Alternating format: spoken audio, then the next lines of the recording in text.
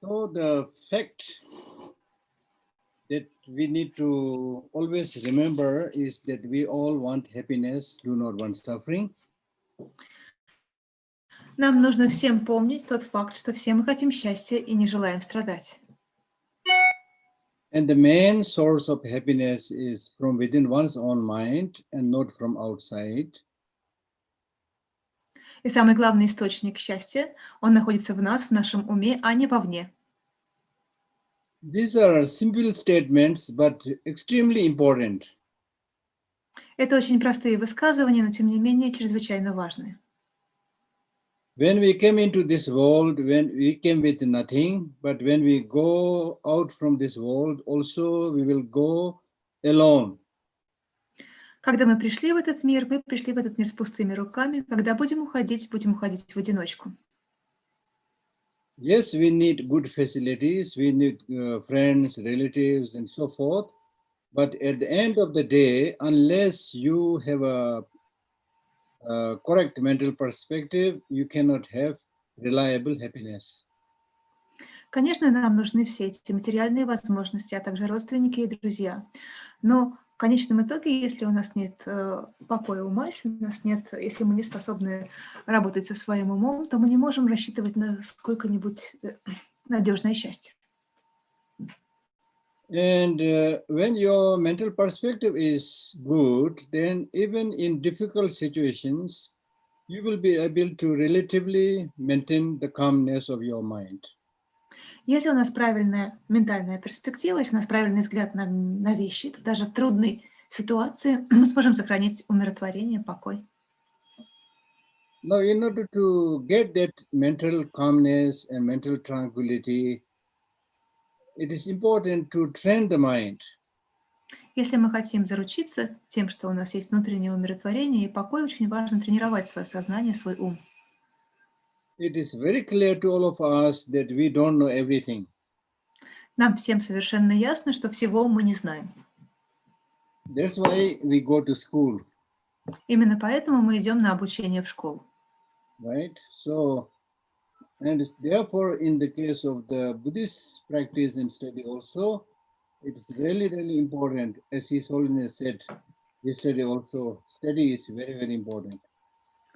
Это же самое касается и изучения буддизма, как Его Святейшество подчеркнул вчера, изучать буддизм, учиться чрезвычайно важно.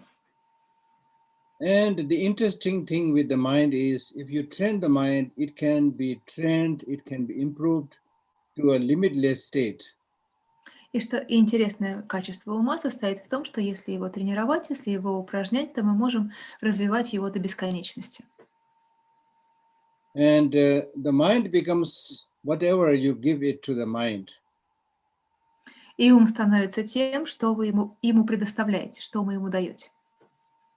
If you feed the mind with negative thoughts, negative emotions, and get used to it, you will become a negative person. But contrarily, if you feed the mind with positive ways of thinking, like compassion, loving kindness, and so forth, and gradually you will also become a compassionate, nice person.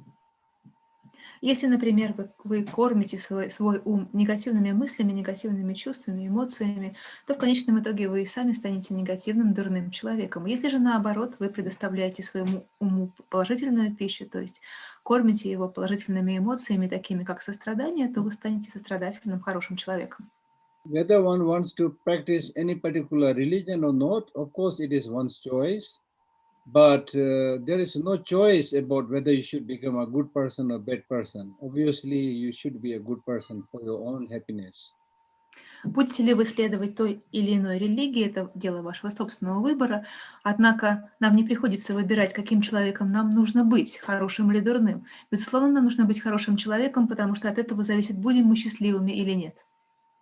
And in addition to the basic good qualities, if you also engage in further study in religious teachings like Buddhism, then you know how to go deeper and how to get rid of even the subtle negative emotions.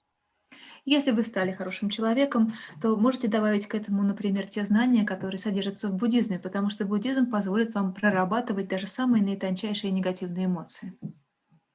And the fact that these negative emotions bring a lot of destruction and a lot of suffering is not explained only in Buddhism, but also it is in the government rules. It is also in the UN Charter.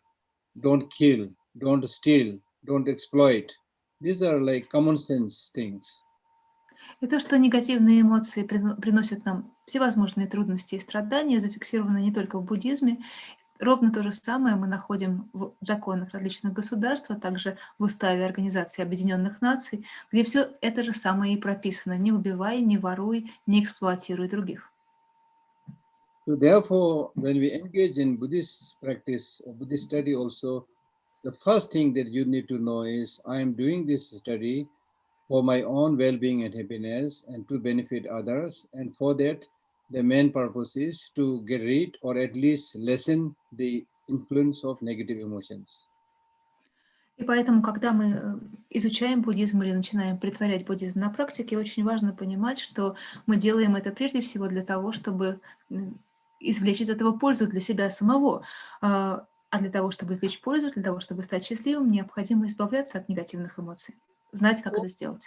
All the Buddhist teachings, whether it is mind training teaching, or whether it's a Lamrim teaching, or it is stages of meditation teaching, or whether it is a sutra, or tantra, or dzogchen, or mahamudra, the ultimate aim is to get rid of the negative emotions.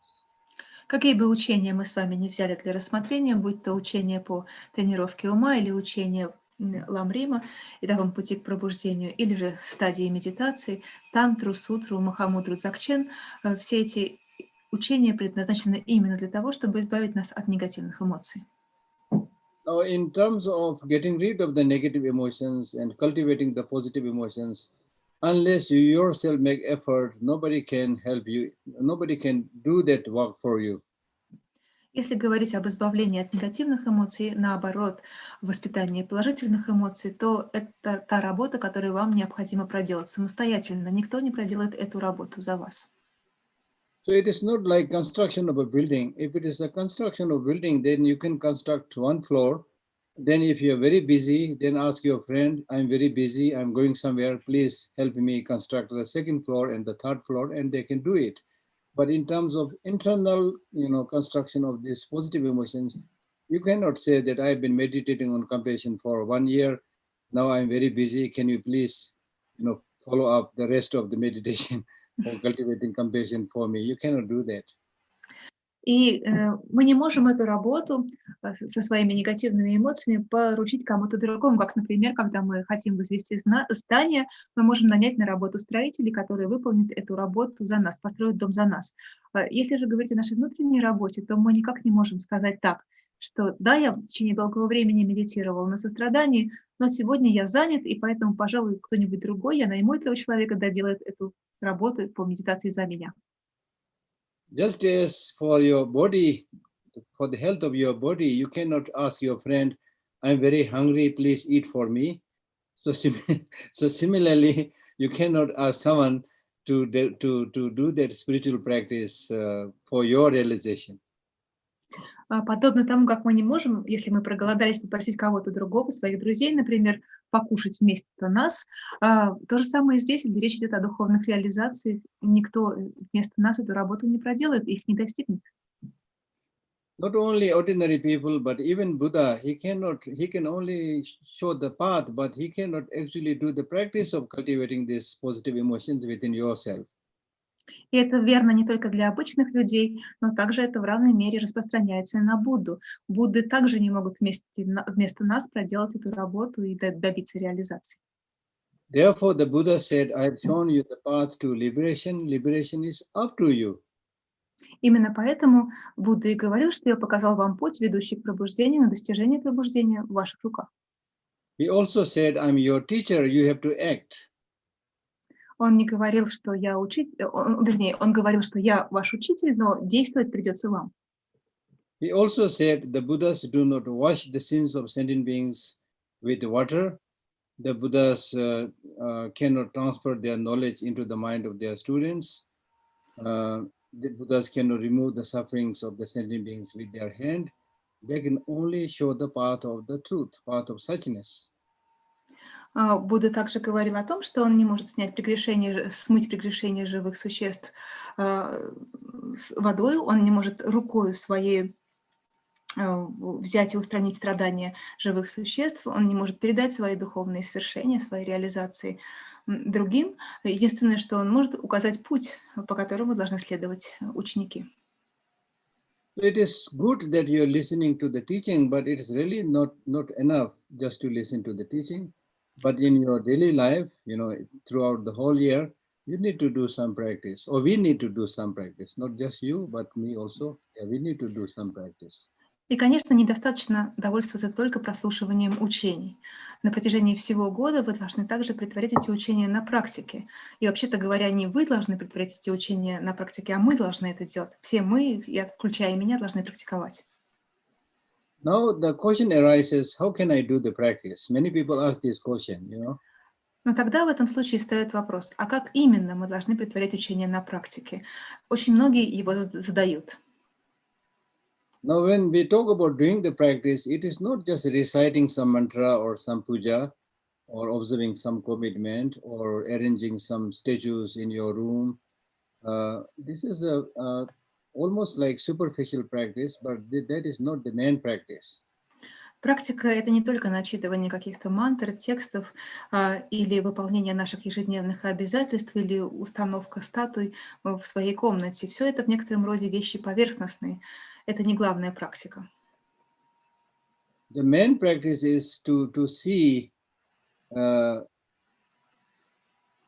among many of these negative emotions, which one of these negative emotions have a predominant presence in you. You need to find that out. Первое, что нам необходимо сделать, нам нужно попытаться увидеть, какая же из негативных эмоций, которые есть в нас, играет лидирующую роль, какая главная. Do your practice so that you are able to reduce the intensity of that negative emotion. So if you are able to reduce the intensity of that emotion, the influence of that negative emotion, then it means you are a good practitioner. И если, распознав, какая именно из эмоций, негативных эмоций является для вас главной, вы затем начинаете работать над тем, чтобы снизить ее интенсивность, чтобы ослабить ее влияние. Если вы этого добиваетесь, то вас можно назвать хорошим практикующим. For example, if you are a very hot-tempered, very angry person, and then through your practice, if you are able to reduce your anger, then it means you are doing practice. Например, если вы человек вспыльчивый, гневливый, и если в результате практики вам удается ослабить силу присущего вам гнева, то это будет означать, что вы хороший практикующий.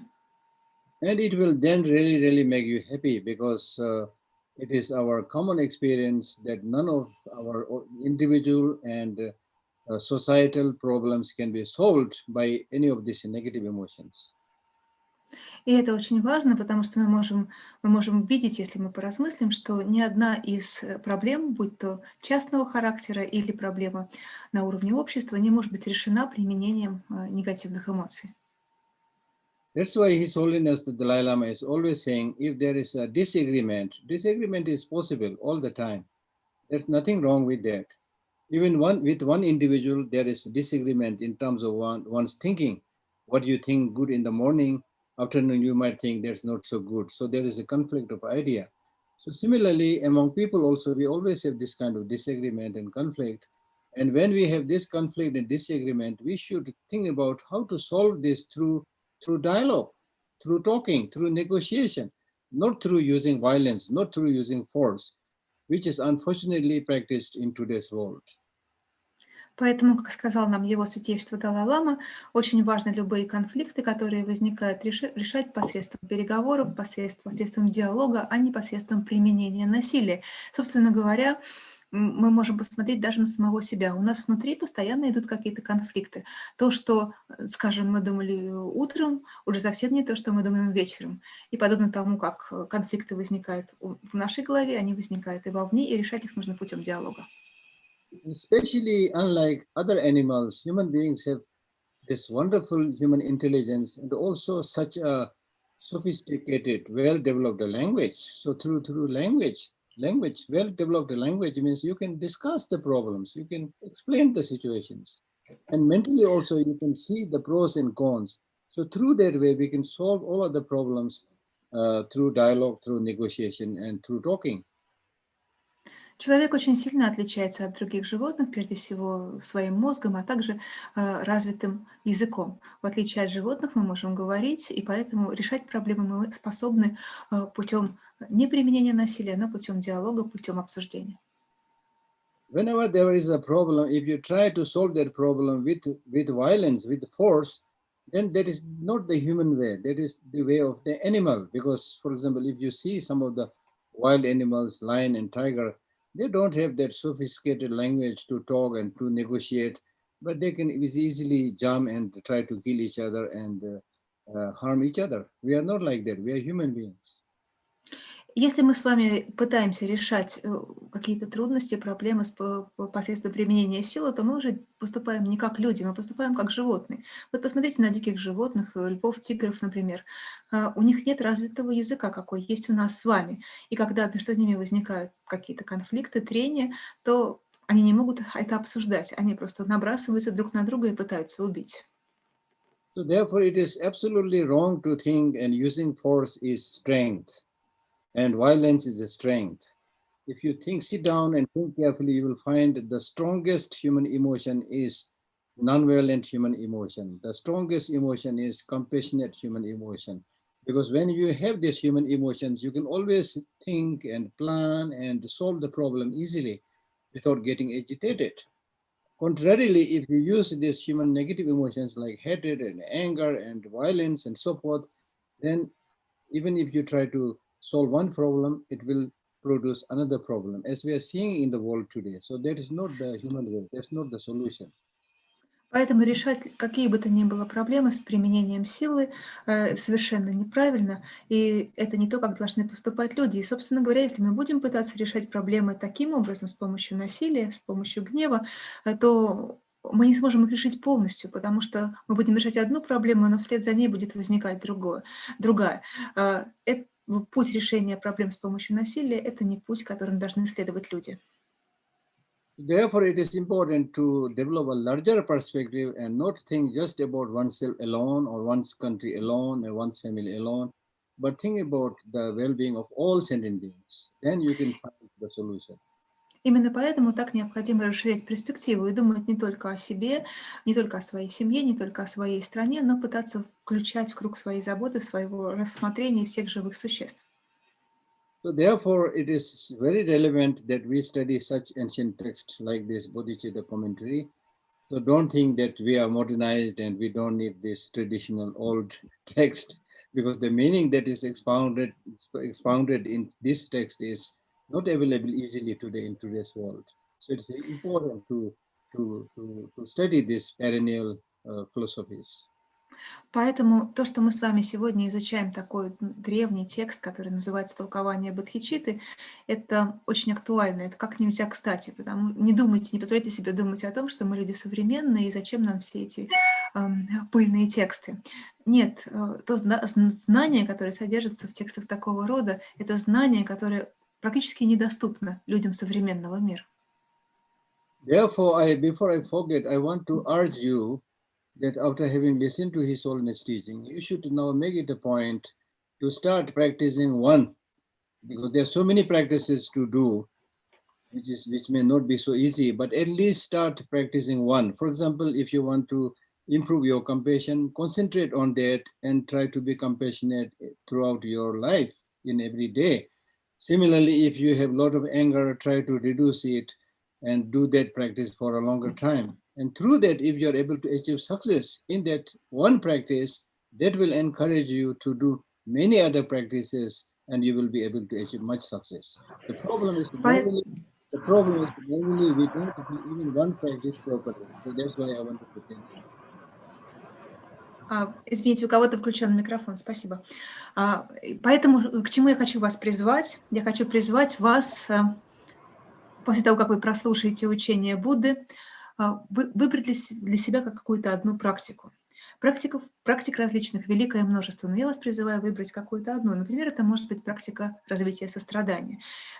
Если вы хотите развить сострадание, то сосредоточьтесь на этом. Или же, например, если вы ловите себя на том, что вы человек гневливый, вспыльчивый, вы можете сосредоточиться на том, чтобы попытаться избавиться от гнева. И если с течением времени вы поймете, что вы смогли достичь успехов в этой избранной практике, то тогда это повлечет за собой успех и в других практиках. For example, if you're thirsty, you need to drink water, but not necessarily the whole ocean. So similarly, even if you're unable to read all the text, and I'm sure none of us will be able to read all the text because there's so many texts, and the meaning of all these texts are in a way quite similar. So if you get the essence and do some of the practice, then it is like drinking the water to quench your thirst. Как говорится, когда ты испытываешь жажду, ты должен испить воды, но совсем не обязательно попытаться выпить воду всего океана. Подобным образом и здесь мы можем заниматься практиками, совсем не обязательно стараться притворить на деле все возможные практики, потому что практик великое множество, как и текстов, их очень много, и никому, по крайней мере, никому из нас с вами не удастся прочитать все тексты без исключения. Поэтому необходимо выбрать ту практику, которую вы хотите практиковать, и ее притворить в жизнь. So now we read the text. А теперь мы вернемся к тексту. Yesterday in the verse number 12 and 13, we read that the aggregates and so forth do not have true existence. And the fact that in the sutra, some sutras, it is taught that they have true existence is only interpretative. And in the ultimate meaning, they do not have their true existence. Вчера мы с вами читали, в частности, две строфы, 11 и 12, где говорилось о том, что 5 скандх не имеет самосущего бытия. И также я говорила вам о том, что, конечно, есть сочинения, в которых 5 скандхам приписывается истинное существование. Но когда мы читаем такого рода учения, мы должны понимать, что мы имеем дело с учениями, которые нуждаются в толковании. So verse number 14 is saying that even though the 5 psychophysical aggregates do not have independent or inherent existence, but they have conventional existence. В 14 строфе говорится, что 5 элементов, хотя они и не обладают самобытием, истинным существованием, тем не менее они существуют на относительном уровне. So therefore, verse 14 reads, that which is characterized by the 4 great elements is clearly taught to be the aggregates of form. The rest are invariably established, therefore devoid of material form. So that means, while talking about the 5 psychophysical aggregates, it is explained that the physical form, physical aggregate is developed through the causes of the 4 great elements. And thereby we can also understand the rest of the the rest of the 4 mental aggregates, they are devoid of form. They are not dependent on the elements. Когда говорится о 5 элементах, когда говорится о скандхе физического, то есть или скандхе формы, то говорится, что скандха формы происходит из 5 элементов. И когда мы начинаем говорить об остальных скандхах, когда мы говорим о скандхах, которые имеют отношение к ментальной составляющей, мы также говорим о том, что в ментальных составляющих нет 5 элементов, нет элементов. И 14 строфа гласит, согласно объяснениям по природе, 4 элемента относятся к скандхе физического, остальные скандхи определены как, по сути, не относящиеся к физическому. Verse number 15 is saying that having proved that these 5 psychophysical aggregates have no true existence, so from that reason, from that logic, we can find out through this logic, the eyes, visible forms, and so forth, which are described as the elements. This should also be known, and then similarly the 12 sense fields. This should also be known as having, and similarly subject and object, they all should be known as having no inherent existence. И вот мы с вами остановились, то, что скандхи не обладают самобытием, и далее в строфе 15 говорится о том, что глаза, формы и прочее подразделяются на 17 дхату. Эти же в качестве объектов и субъектов известны как 12 аятан, и все перечисленные не обладают самобытием, истинным существованием. Verse number 16. Neither atom or form exists, nor is sense organ elsewhere. Even more, no sense organ as agent exists. So the producer and the produced are utterly unsuited for production. So that means that the subtle atoms that is found in any physical form, they also do not have any inherent existence. Similarly, the sense organs. And so therefore, there is no agent, meaning that there is no agent which is a producer and which has inherent existence. So therefore, both in terms of producer and what is being produced, they are not suited for production. Means if you accept them as having inherent existence, then they cannot produce anything. В 16 строфе говорится о том, что мельчайшие атомы, из которых все состоит, а также органы чувств, которые они формируют, не обладают самобытием, и поэтому мы можем также сказать, что нет истинно существующего порождающего или производящего, и нет истинно существующего порожденного. Нет истинно существующего порождения. Эта строфа гласит: физическое не атомы, а также не органы чувства, тем более не органы действия. Поэтому понятие порождающее и порожденное совершенно непригодны для правильного понимания порождения. Verse number 17, the atoms of form do not produce sense perception, for they transcend the realm of the senses. If asserted that they are produced through aggregates, production through collection too is not accepted. So that means if you accept atoms and so forth as having inherent existence, then they cannot be responsible for producing the sense perceptions. And for they transcend the realm of the senses means if they exist inherently, then it should be there within the focus of the senses. In other words, what is produced and what is producer, they must exist together. So therefore, they also do not have inherent existence. And the last two lines, if asserted they are produced through aggregate. Now when you individually, if you say individually, the individual atom in the psychophysical aggregate do not have the capacity to produce sense perception because they don't have inherent existence. When refuted in this way, if you say that yes, individually they don't have that capacity, but when they come together, then they have the capacity to produce, then this is also illogical, because if the individual, for example, individual seeds or something has no capacity to produce oil, then even if you put many of these seeds together, they will have no capacity to produce oil. So in short, individually or collectively, none of these things have inherent existence. 17 строфа гласит: «От физического не порождает сознание органов чувств, поскольку выходит за пределы чувств. А может быть, их порождает совокупность атомов, но такая совокупность неприемлема». В этой строфе говорится о том, что не существует атомов, которые бы обладали самобытием. С другой стороны, если мы соберем... Кто-то может возразить на это и сказать: ну хорошо, атомы по отдельности не могут порождать результат, порождать порождаемое. Но, может быть, если мы объединим все атомы вместе, то тогда они будут обладать способностью к порождению. Но это не отвечает логике, поскольку если один атом не способен производить нечто существующее, истинно существующее самосущим образом, то даже если мы соберем тысячи и тысячи атомов или мельчайших частиц вместе, то эти частицы, собранные воедино, также не смогут породить ничто, что могло бы быть самосущим или истинно существующим. Verse number 18 is saying, whatever phenomena you can take, you will always find they have parts.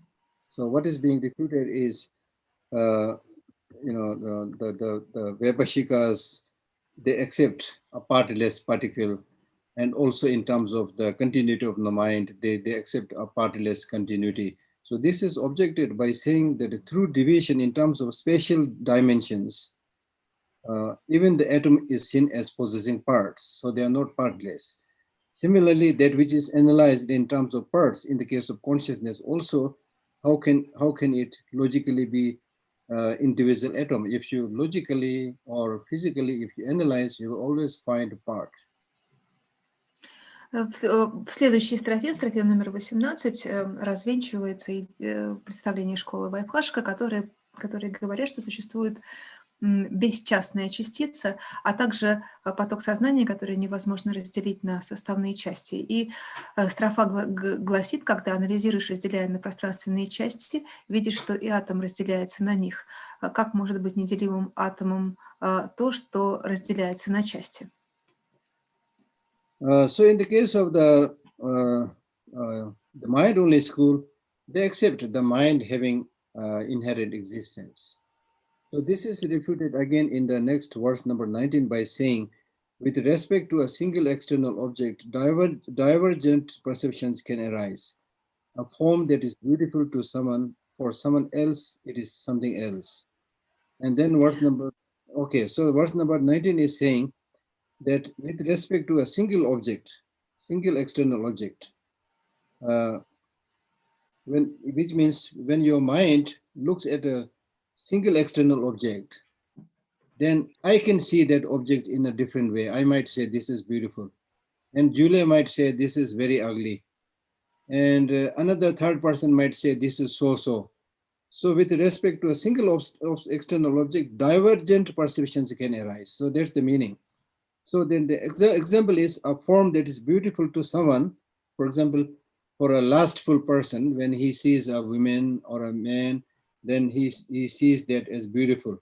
And then for someone else, it is something else. That means somebody who is meditating on ugliness of the human body, he will not see that body, male or female body, as something beautiful, but he will see it as something ugly. The object is same, right? Object is same. And but the mind which looks at it has inherent existence, then it should always appear either beautiful or always appear as ugly. Because the mind, if the mind has inherent existence, it cannot change. There's the point. В следующих двух строфах, в 19 и 20, автор развенчивает представление школы «Только ум» читаматры, в которой говорится, что сознание или ум обладает самосущим бытием. И в данном случае, если ум бы обладал самосущим бытием, то его объекты также, то и объекты, на которые такой ум смотрит, они бы также были постоянными. Но у нас все происходит иначе. Например, разные люди видят один и тот же объект совершенно по-разному. Скажем, если перед нами женское тело, то похотливый человек видит в этом теле объект страсти. А с другой стороны, если у нас практикующий человек, который все время медитировал о том, что тело полно изъянов, на изъяны человеческого тела, то такой человек никак не почувствует никакой страсти, никакого вожделения к такому телу. В таком случае получается, что здесь мы не можем утверждать, что ум обладает самосущим бытием. So this is elaborated with the example, verse number 20, with respect to the same female body. This is the example. Three different notions are entertained by the ascetic, the lustful, and a wild dog. When the ascetic sees a female body, he sees it as a corpse. A lustful person sees it, he sees it as an object of lust. When a wild dog sees it, he sees it as a fruit.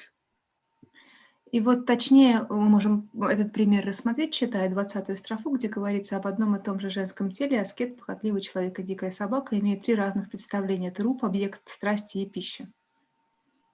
Verse number 21, again, this is responded by the Chitamatras by saying, it is the sameness of the object that functions. Sameness of the object that functions, if asserted. Is this not like being harmed in a dream? Between the dream and wakeful state, there is no difference, insofar as the functioning of the things is concerned. So to this rejection, it is answered by saying, if the mind which looks at it has inherent existence, then it should not change. It should always be the same. Just like the fire.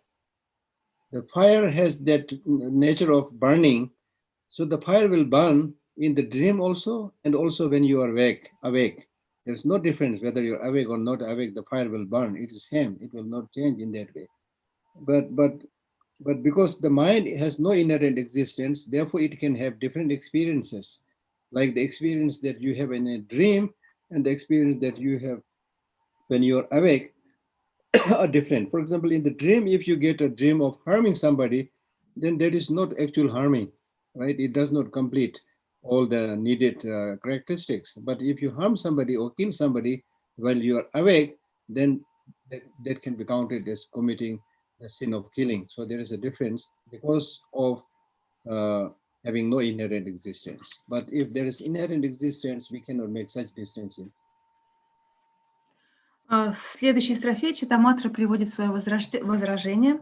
Они говорят, что если утверждать, объекты действуют по подобию, разве это не напоминает конфузию во сне?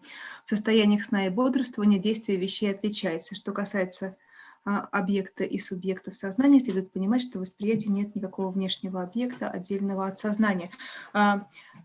Если бы ум обладал самосущим бытием, это бы означало, что его переживания всегда были бы одинаковыми, они бы не менялись. То есть, если, например, мы рассмотрим в качестве примера огонь, то огонь, если бы он был самосущим, то он должен был бы в равной мере обжигать нас, как в реальной жизни, как в нашем пробужденном, несонном состоянии, так и во сне. Однако есть разница между тем, когда огонь проявляется в действительности и когда он проявляется во сне.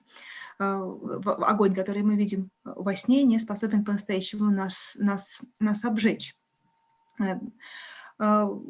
Поэтому, исходя из этого, мы можем сделать вывод, что ум не обладает самосущим бытием, потому что наши переживания во сне отличаются от наших переживаний наяву. Если, например, нам снится сон, и во сне мы видим, что мы кому-то причиняем вред, то это не одно и то же, как если бы мы причинили кому-то вред наяву. Потому что если мы лишь во сне причиняем вред, то не собраны все необходимые условия для того, чтобы был нанесен настоящий вред. В то время как если это происходит наяву, то все случается именно так. Таким образом, мы не можем говорить о том, что ум, сознание обладают самосущим бытием. Verse number 22, in terms of objects and subjects, whatever appears to the consciousness, apart from the cognitions themselves, no external objects exist anywhere. Now, I think this is again a little bit different from what the mind-only schools are saying. The mind-only schools accept external object, but what is being said here is that there's no external object having inherent or independent existence. Здесь в 22-й строфе приводится позиция, которая отличается от идеи «школы только ум». Школа только ум говорит, что существуют внешние объекты, которые отдельны от ума. Мадхьямак утверждает, что да, внешние объекты существуют, но они не обладают независимым бытием, равно как и сознание. So verse 23, so there are no external objects at all existing in the mode of entities. Mode of entities means, so therefore there is no external object at all existing inherently.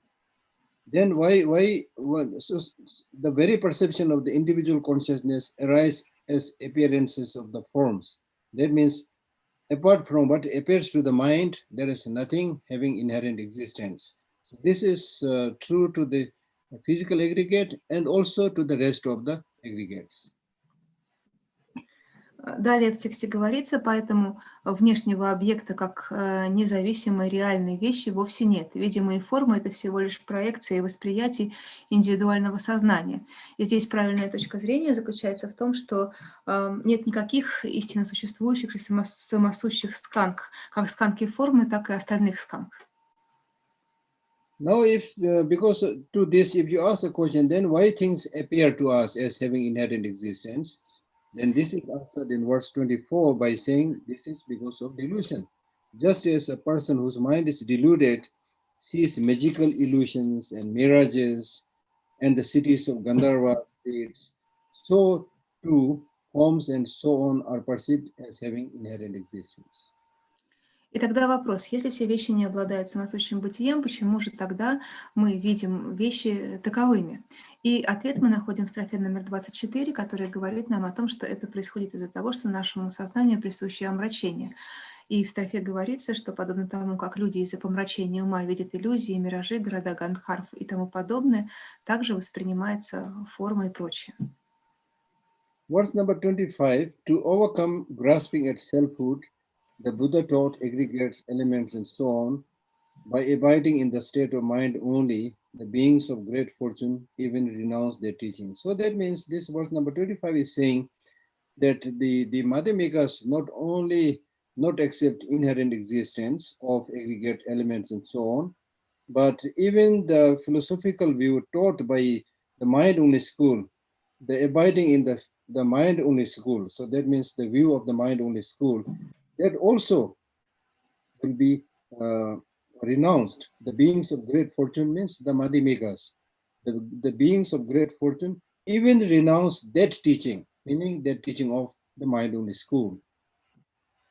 В 25 строфе говорится о сканхах, дхату и прочем было поведано лишь для устранения представления о я. Однако некоторые счастливцы, отбросив это представление, упрочились в воззрении только ума Читаматры.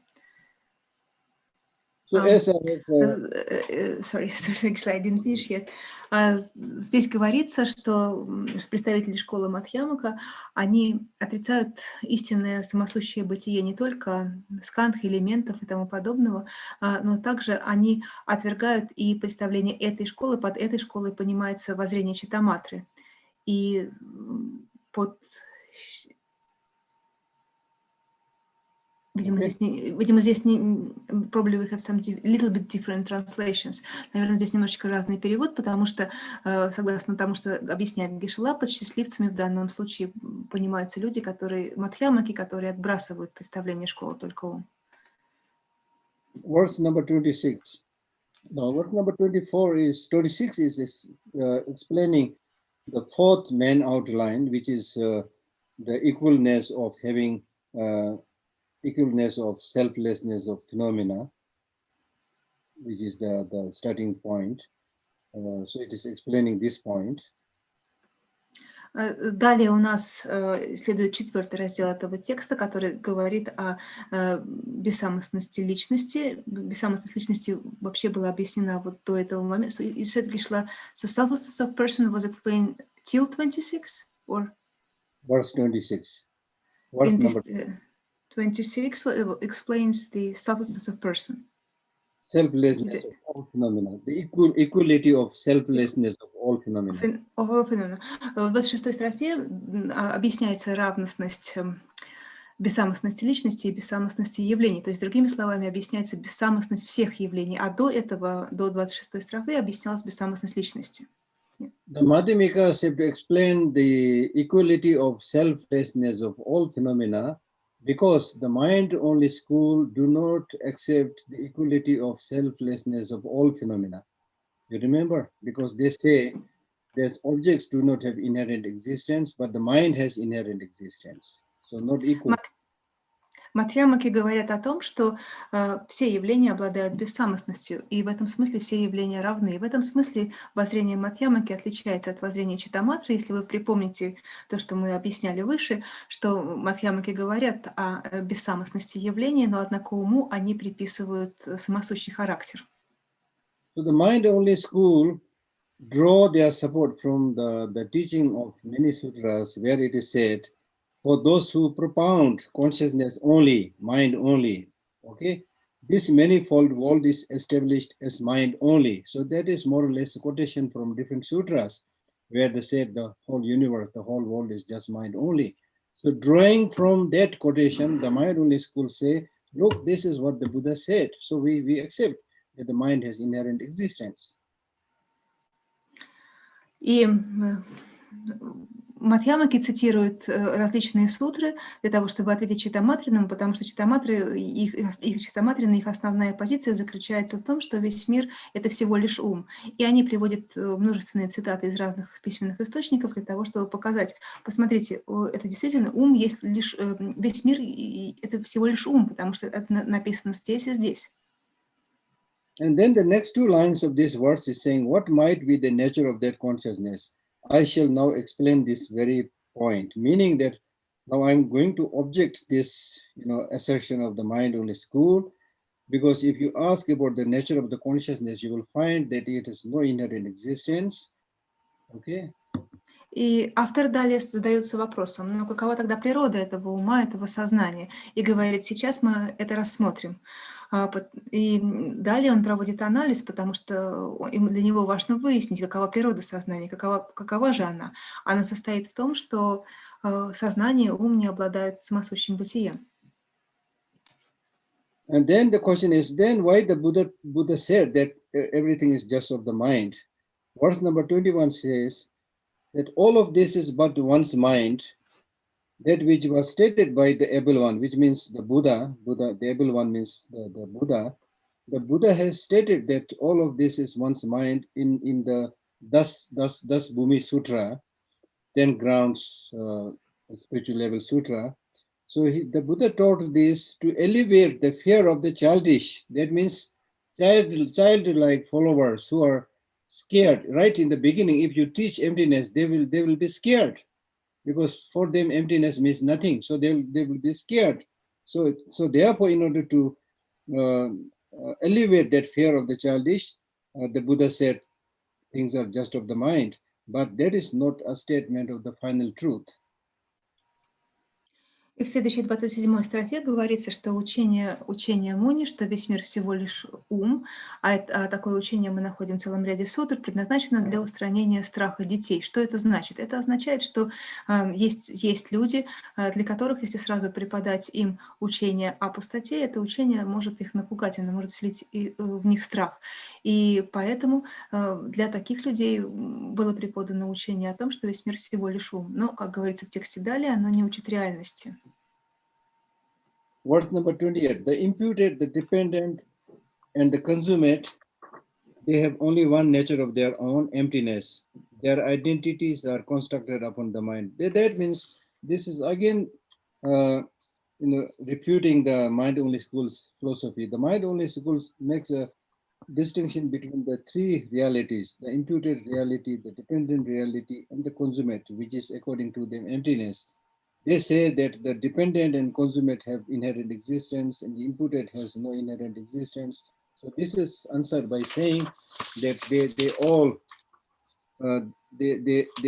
are in the nature of own emptiness. So meaning that none of these three, they are same in having no inherent existence. Their identities are constructed upon the mind.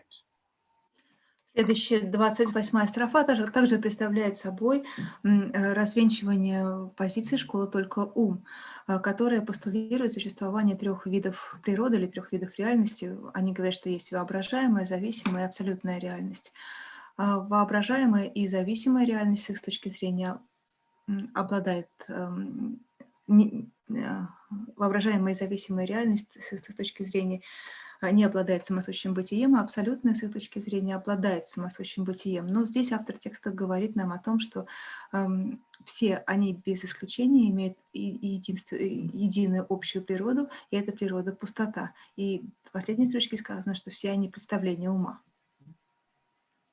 Verse number 29, to those who delight in the great vehicle, which can be Mahayana, which can also be the Tantra, the Buddha taught in brief selflessness in perfect equanimity. Again, equanimity means same in being selfless of all phenomena.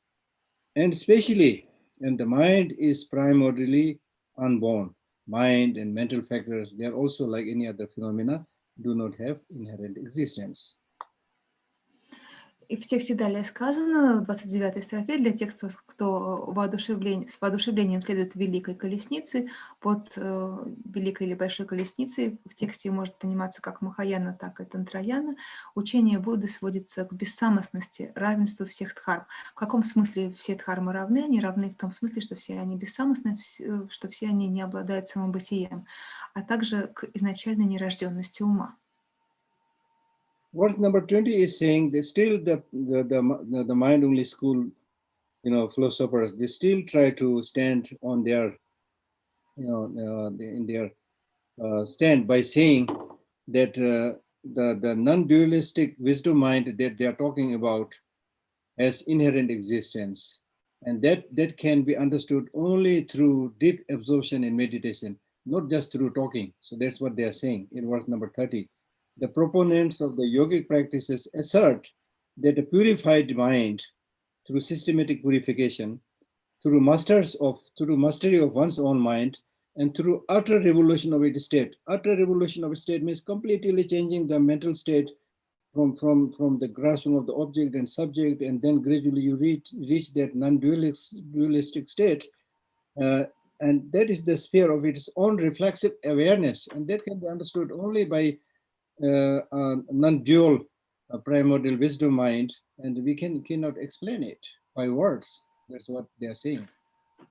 И приверженцы школы только ума, они продолжают приводить свои доводы для того, чтобы отстоять свои позиции. И они говорят о том, что природа ума, недвойственная природа ума, она может быть познана только теми, кто действительно очистил свое сознание, кто пришел к полной его трансформации. Только вследствие такой трансформации можно увидеть эту недвойственность ума, что в тексте обозначено как чистый ум сам себя сознает как объект. До тех пор, пока это состояние не обретено, мы не можем ничего говорить о природе ума. Verse number 31 is saying, this is refuting this presentation by mind only by the Madhyamika by saying that the so-called non-dualistic primordial wisdom, which you say has true existence, that which is it is not there, because that which is past is no more, it is not there. That which is yet to be is not obtained, yet to come, so it is not there.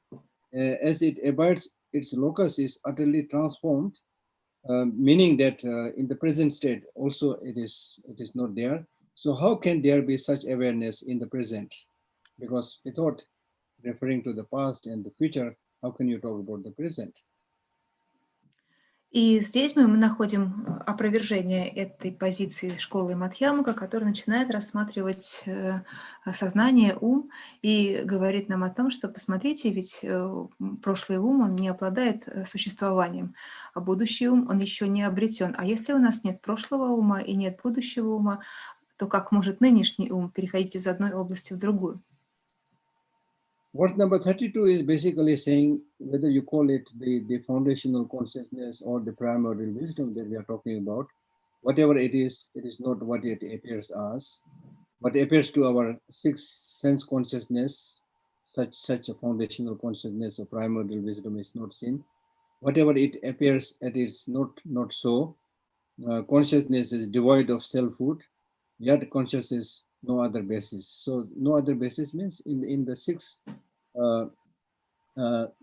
consciousnesses, you will not find it. So there's no such basis for existence of such a foundational consciousness or primordial wisdom. И далее в 32-й строфе рассматривается, что такое это изначальное сознание или сознание основы, о чем бы мы здесь ни говорили.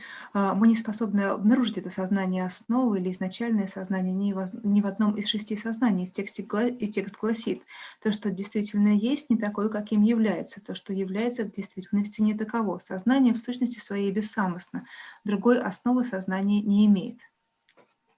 Now from this verse, what you need to know is, if you look at all the lower Buddhist schools of thought, and particularly when they talk about the self, they always think that if you look at the self, we should be able to pinpoint it, saying that this is the self.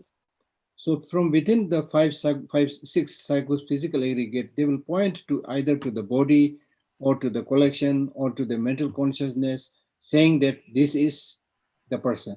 Okay, at the end of the day, this is the person. So therefore, the mind-only school here, what the Madhyamikas are refuting is to the mind-only school, they feel uncomfortable to pinpoint to one of the six psychophysical aggregate as an example of the self. So therefore, they come with an eighth consciousness, which is called Alya Vijnan or foundational consciousness. Okay, saying that this is kind of almost like the reliable self, which goes to the next life, which can act as the basis of depositing all the predispositions and so forth. So therefore, this is refuted here by saying that apart from the six types of consciousness, we are not finding anything like what you said. А когда мы говорим о позициях более низких школ философских мыслей, которые стоят на ступеньку ниже, нежели Мадхьямака, то мы должны понимать следующее, что они всегда пытаются найти для себя некую зацепку, что-то реально существующее. Например, если говорить о «я», о самости, то им необходимо что-то такое, с чем бы они могли эту самость соотнести, нечто истинно, реально существующее. Например, они могут искать это истинно существующее «я», соотносить это истинно существующее «я» с одной из совокупностей. И вот, например, школа «Только ум», в силу того, что их не удовлетворяет ни один из 6 видов сознания, который мог бы быть соотнесен с таким истинно существующим «я», то они постулируют так называемое сознание основы, алая-вичняна, и говорят, что именно алая-вичняна — это есть то сознание основы, где и накапливаются все наши отпечатки, и это именно то, что и передается из одной жизни в следующую. So in other words, this verse is a little bit tough, but what this verse is basically saying, as you are saying, if there is such a foundational consciousness, then you should be able to explain to us what is the aspect of that foundational consciousness, what is the object of that foundational consciousness, and what is the nature of that foundational consciousness, and how can we keep in touch with that foundational consciousness. There's no way we can keep in touch with such a foundational consciousness, so clearly showing that there's no such foundational consciousness having inherent existence. Эта строфа немножко сложная, но по сути, о чем в ней говорится? В ней говорится о том, что если вы постулируете так называемое сознание основу, алая-вичняну, то тогда вы должны нам объяснить, что же это такое. Вы должны сказать нам, каков аспект этого сознания основы, каков его объект, какова его природа. И таким образом продолжая такую логическую цепочку, они явно показывают, что никакое такое сознание основы не может существовать, потому что мы просто никак не можем с ним объединиться, мы никак не можем соприкоснуться с таким сознанием основы. In verse number 33, again the mind-only school tries to defend their position by saying that, look, we see the mind going or moving towards the object. And this movement is possible because of the foundational consciousness. If there is no such foundational consciousness, how the mind and mental factors move towards the object, perceive the object, and so forth. So this is refuted by Madhyamika by saying that the mind and mental factors and so forth moving to an object doesn't mean there is a foundational consciousness, because there are many examples of even material objects moving towards object, even though they do not have mind. So verse number 33, therefore saying, being close to a lodestone, which means a magnet. Being close to a magnet, an iron object swiftly moves forward. This is not due to foundational consciousness. It possesses no mind of its own, yet it appears it does. Similarly, verse number 34, likewise the foundational consciousness too appears to be real, though it is false. In this way, it moves to and fro and retains the three realms of existence. That means there is no foundational consciousness having inherent existence. It is something dependent on the body. And verse number 35, just as a piece of wood in the ocean moves and move about, though they possess no mind, so likewise foundational consciousness too move about in dependence upon the body. So there is no such foundational consciousness having inherent existence. Школа «Только ум» приводит свои дальнейшие возражения, отстаивая позицию алая-вичняны, и говорит о том, что если бы не было алая-вичняны, сознания основы, то ум и ментальные факторы не могли бы совершать движение в сторону объектов своего познания. Но автор здесь приводит свои собственные возражения и говорит о том, что даже если мы посмотрим на обычный мир, как нас окружающий, то мы увидим много примеров того, как вещи движутся по отношению друг к другу безо всякого ума, безо всякой алая-вичняны. В частности, в 33-й строфе говорится: железный предмет быстро поворачивается, когда к нему приближаешь магнит. Тогда кажется, что он имеет ум, хотя ума он и не имеет. И далее. Так и сознание, основа алая-вичняна, нереально, хотя и кажется реальным. И когда оно колеблется туда-сюда, кажется, что содержит весь мир. Как океан и деревья лишены ума, но колеблются от ветра, так и сознание основы активно лишь в зависимости от тела. Автор говорит о том, что может казаться, что сознание основы существует самосущим образом и ни от чего не зависит, но на самом деле оно находится в зависимости от тела. То есть он подводит итог и утверждает, что никакого самосущего сознания основы Аллая-Вичняна не существует. Verse number 36 is saying that, so if it is considered, meaning that you also consider that without the body there is no consciousness, so therefore now you must explain what is this foundational consciousness, what is this primordial awareness, which you say has the capacity to have that individual cognition. How will you explain it? Meaning that there is no such thing. And verse 37 is also supporting this further by saying, by calling it specific awareness of itself, which you cannot explain by words, you are asserting it to be an entity. You are saying, by saying that, you are saying that this has a true existence. But then, yet you are unable to explain that it is this. This is it. You have to show us, you have to explain it. Because if you are unable to explain it, then either it is not there or you are not a learned person. This is explained in verse 38 by saying, having in the case of the learned people, having ascertained something, having understood something by oneself, then they will help others understand it. So this is the learned, this is the process of the learned people. The learned proceeds excellently, always without error. So now you are not able to do that. So it means it is not there, having inherent existence. 36-я строфа гласит: если вы уверены, что без тела сознания не существует, тогда скажите, какое же может быть у этого сознания индивидуальное самосознание. То есть здесь автор снова продолжает задавать свои вопросы в школе Читаматра и говорит, что если вы постулируете изначальное осознавание или осознание основы, то вы должны показать, в чем состоит ее природа, вы должны разъяснить, что это за индивидуальное сознание.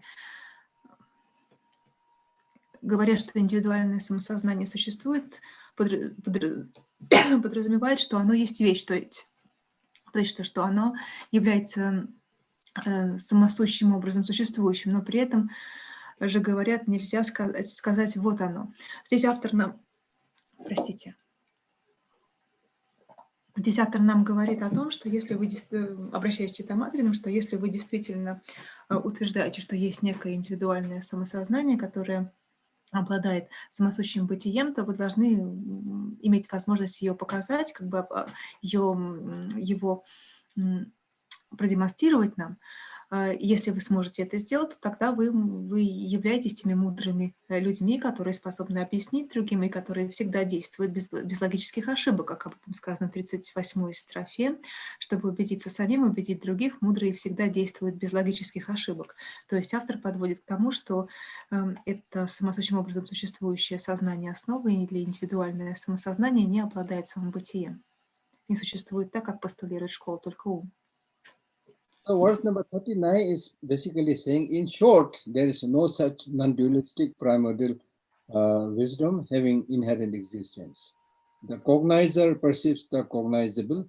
Without the cognizable, there is no cognition. Therefore, they are mutually dependent. So you cannot say it has inherent existence. Therefore, why do you not admit? It means now you should admit that neither object nor subject exist inherently.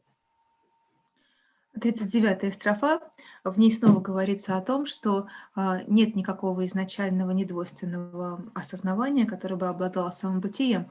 Говорится, познающее познает познаваемого, без познаваемого нет познающего. Здесь автор указывает нам на то, что познающее и познаваемое – это взаимозависимые явления. Почему же тогда не признать, что сознаваемый объект, сознающий субъект сами по себе не существуют? То есть снова показывает, что неосознаваемый объект, несознающий субъект не обладает самобытием.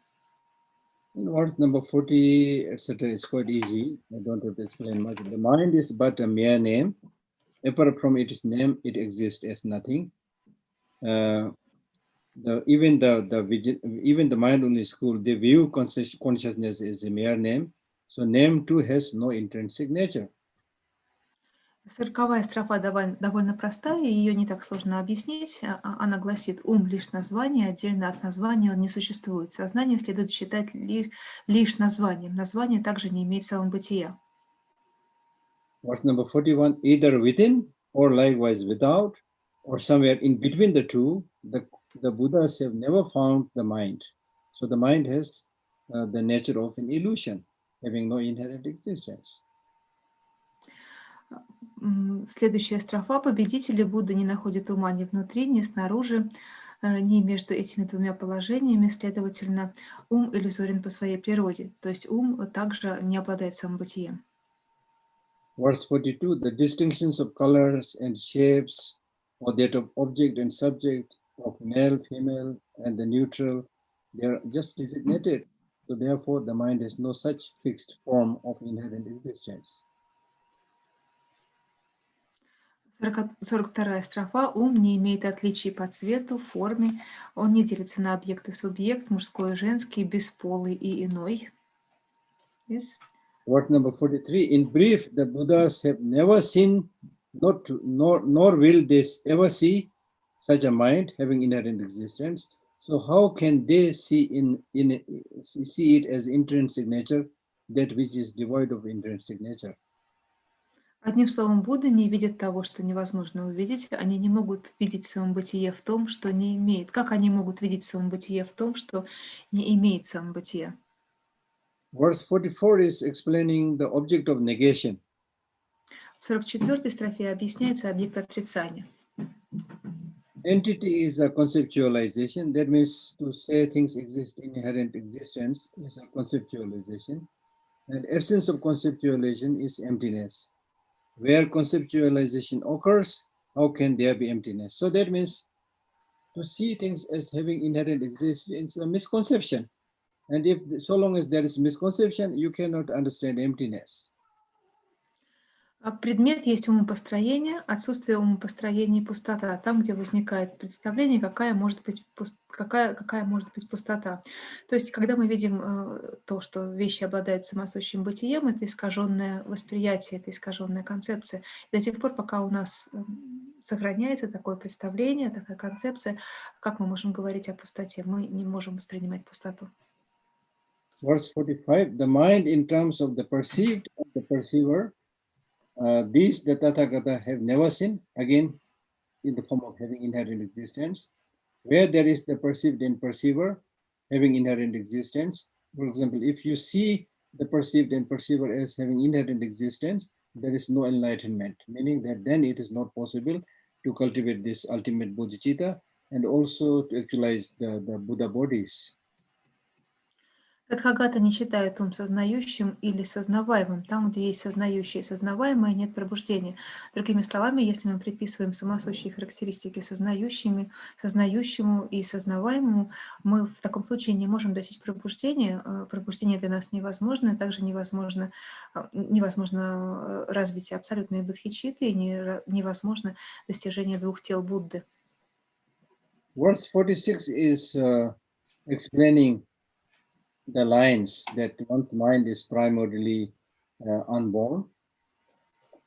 В следующей строфе объясняется фраза, которая гласит, что наш ум является изначально нерожденным. So this is also showing the nature of emptiness as is accepted by the Madhyamika, and also it shows the characteristics and features of the ultimate bodhicitta. Здесь описываются характеристики высшей или абсолютной бодхичитты, а также пустота, как она понимается в школе Мадхьямака.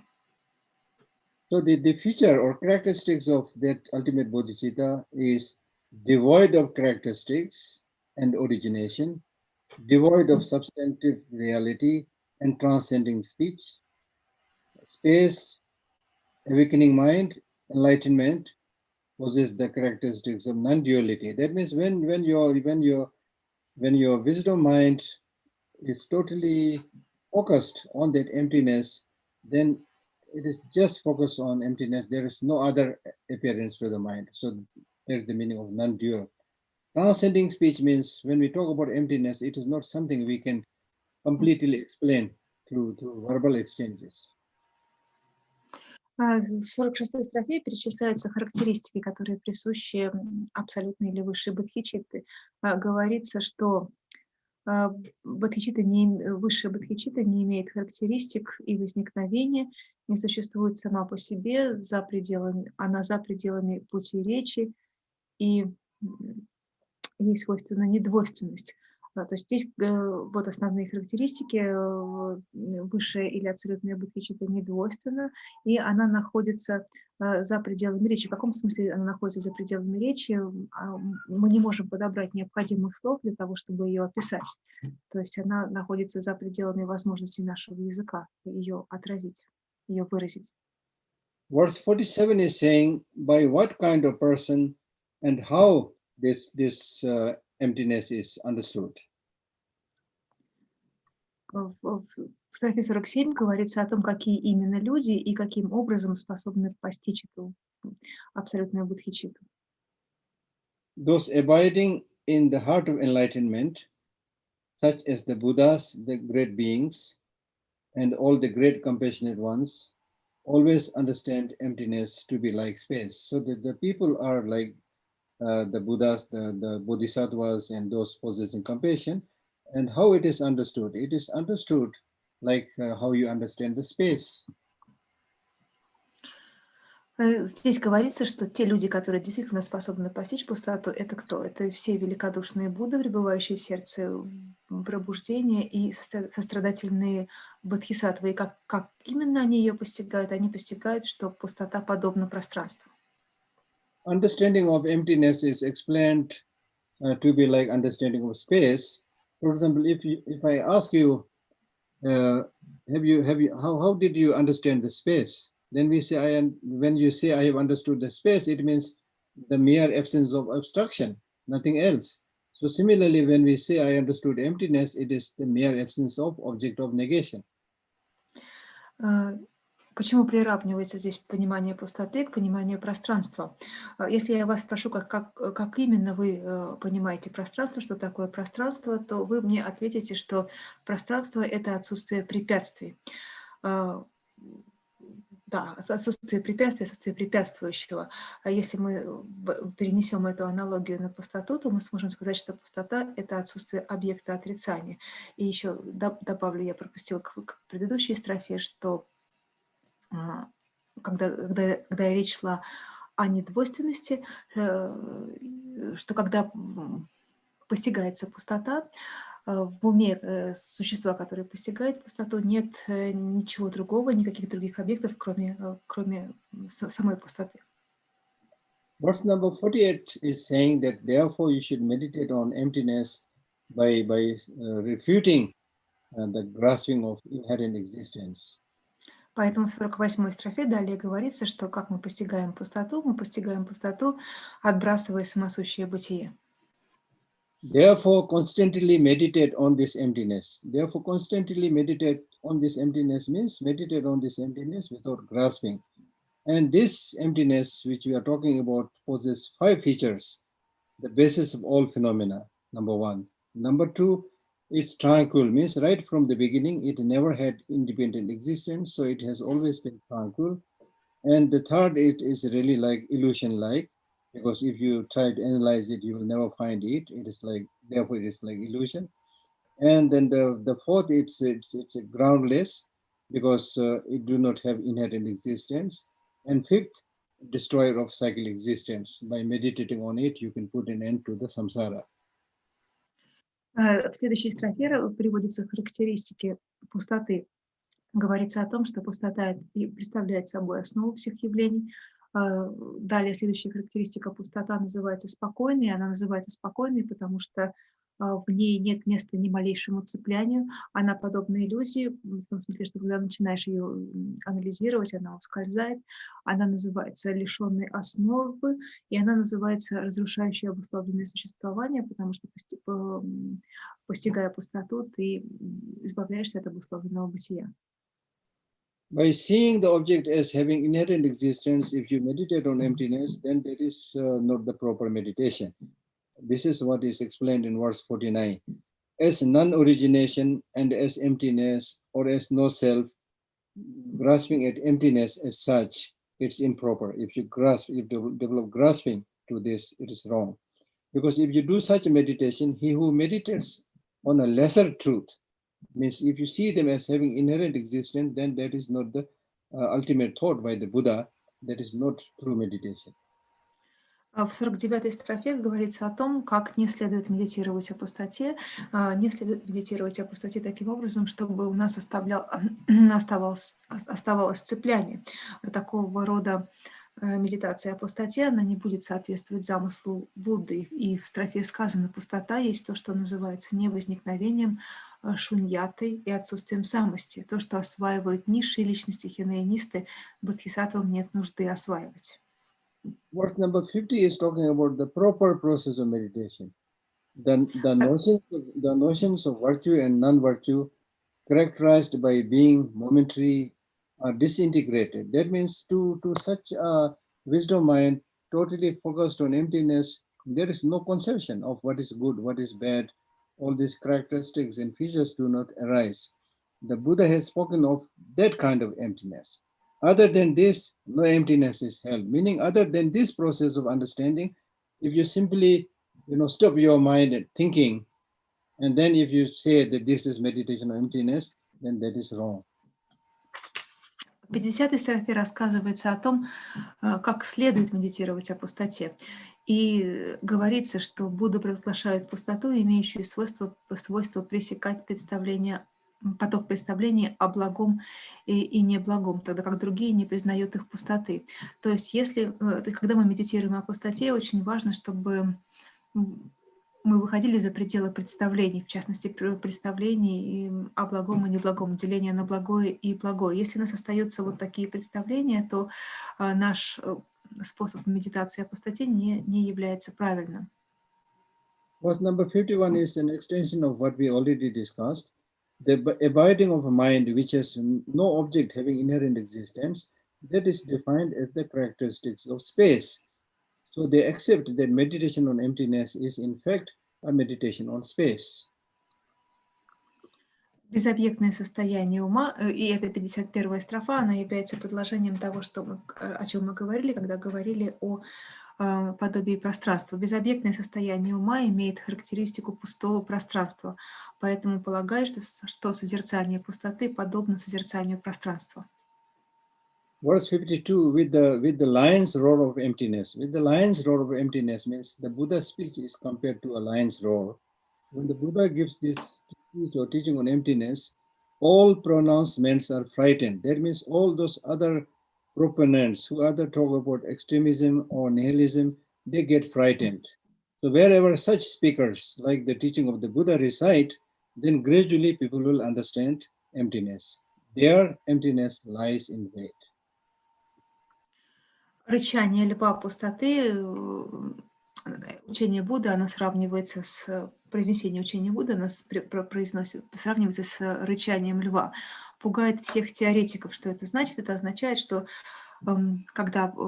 когда устанавливается пустота, то это тем самым развенчивается представление как тех, кто впадает в крайность этернализма, так и тех, кто впадает в крайность нигилизма. И далее говорится, но куда бы они ни пошли, теоретики или те люди, которые продвигают такого рода взгляды, куда бы они ни пошли, там их ждет пустота. So the verse number 53, 54, 55, they're basically saying that when you accept consciousness or mind as momentary, then it becomes very suitable for explaining emptiness or explaining things having no inherent existence. But contrarily, if you accept that as permanent, then you cannot explain it. So verse number 53 is saying that to whom consciousness is momentary, to them it cannot be permanent. So if the mind is impermanent, how could it be inconsistent with emptiness? Meaning, it can be consistent, not inconsistent with emptiness. В 53, 54, 55 строфах обсуждается тема того, что сознание состоит из отдельных моментов осознавания. И говорится, что тот человек, который признает то, что сознание состоит из отдельных моментов осознавания, для него все достаточно логично. В то время как если мы будем постулировать, что сознание постоянно, то мы утратим логику. И здесь говорится, для кого сознание состоит из моментов, оно не может быть постоянным. Если же ум не постоянен, разве это несовместимо с его пустотой? То есть, другими словами, если мы постулируем непостоянство сознания, то это вполне сообразуется с пустотностью ума, с пустотностью сознания. Verse 54, in brief, if the Buddhas uphold the mind to be impermanent, how would they, meaning the mind-only school, also not uphold that it is empty as well? Verse number 55. And this meaning of emptiness is not something invented by the Buddha. From the very beginning itself, the mind never had an intrinsic nature. It is not being stated here. It's not something that we are just explaining here, that an entity which possesses intrinsic existence lacks thus, meaning that it is not just here that we are talking about something which has inherent existence and we are just saying it has no inherent existence. It has been like that from the beginning. 54-я строфа. Вкратце, если Будда считает ум непостоянным, почему же им не считать его пустым? Ум изначально никогда не имел самобытия, но вещи, определяемые их природой, мы не объявляем лишенными их природы. То есть автор здесь говорит нам, что не то чтобы существовали какие-то самосущие вещи, о которых сейчас мы заявляем, что они не обладают самобытием. На самом деле они не обладали самобытием с самого начала. Verse number 56, if one asserts this, meaning that if you say that the mind or consciousness is impermanent, therefore has no inherent existence, then it abandons the place for a self having inherent existence, because these two cannot go together. It is not the nature of things to transcend one's own intrinsic nature, meaning that it is not the nature of things that it has inherent existence in the beginning, and then later on lose its inherent existence, nature, and become having no inherent existence. Such is not possible. So they are primarily having no inherent existence. В следующей 56-й строфе эта мысль развивается и продолжается. Здесь говорится из такого утверждения, то есть из утверждения о непостоянстве следует, что в уме нет места самости. Явлением дхармам не свойственен выход за пределы своей природы. Что это значит? Это значит, что, опять же, не то чтобы вещи сперва обладали самобытием, а потом что-то происходит, и они выходят за пределы своей природы, выходят за пределы самобытия. Они с самого начала изначально не обладали самобытием. Такова их природа.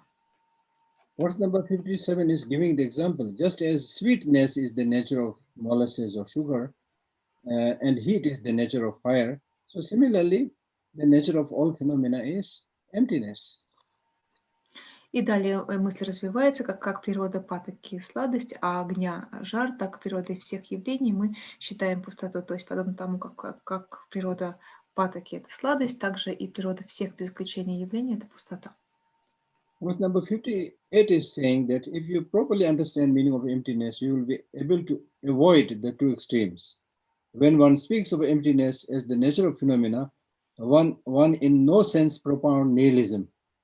Similarly, by the same token, one does not propound eternalism either, because when you say emptiness is not nothingness, but lack of independent existence, thereby it implies things exist, so it is not nihilism.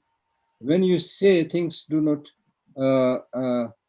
exist, when you say things exist, but do not exist at all, do not exist independently, then you are removing the eternalism also. You are not saying it will exist forever.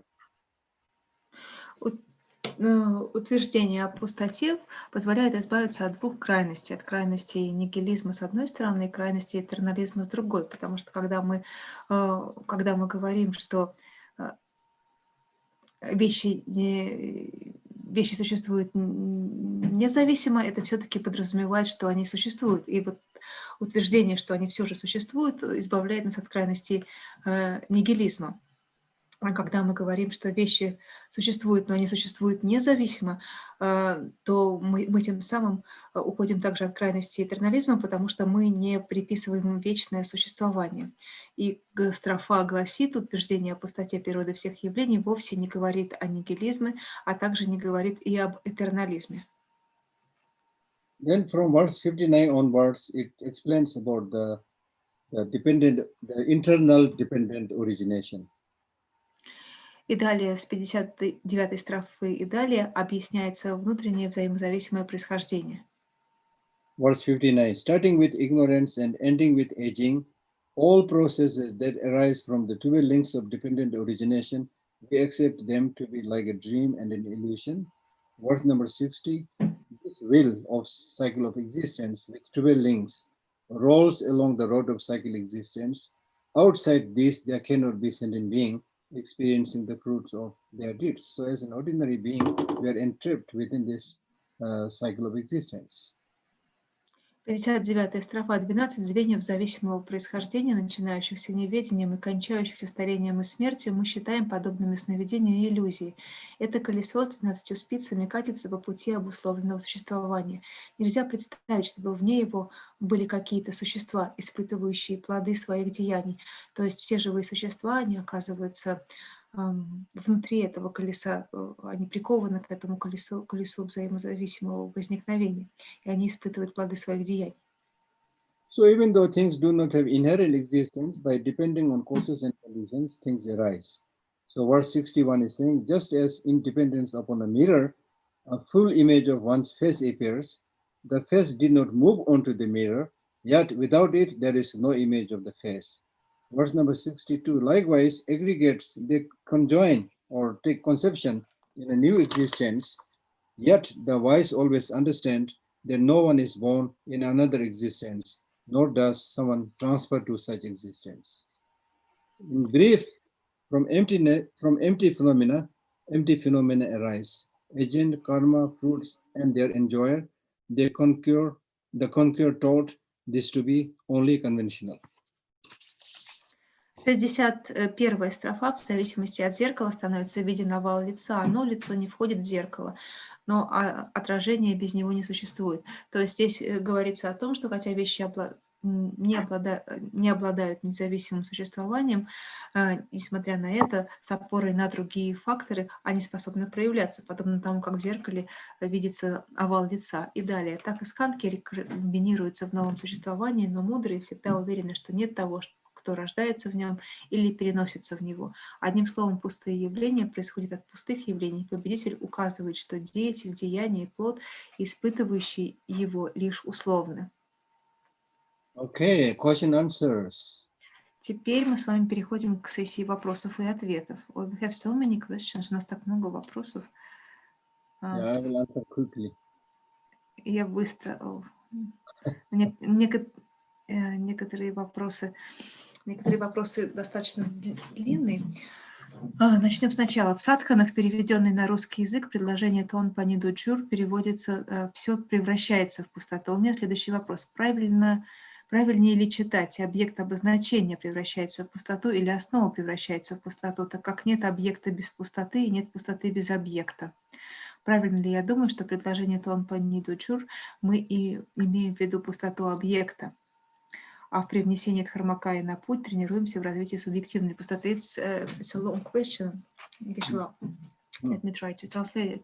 In sadhanas, which have been translated into Russian language, Tibetan phrase "ton pani dujur." I hope you got my Tibetan pronunciation. Some people translate it as everything transforms into emptiness. And I have the following question. Maybe it would be more correct to read the object of nomination transforms into emptiness, or the ground transforms into emptiness, because we don't have an object without emptiness, and we do not have emptiness without objects.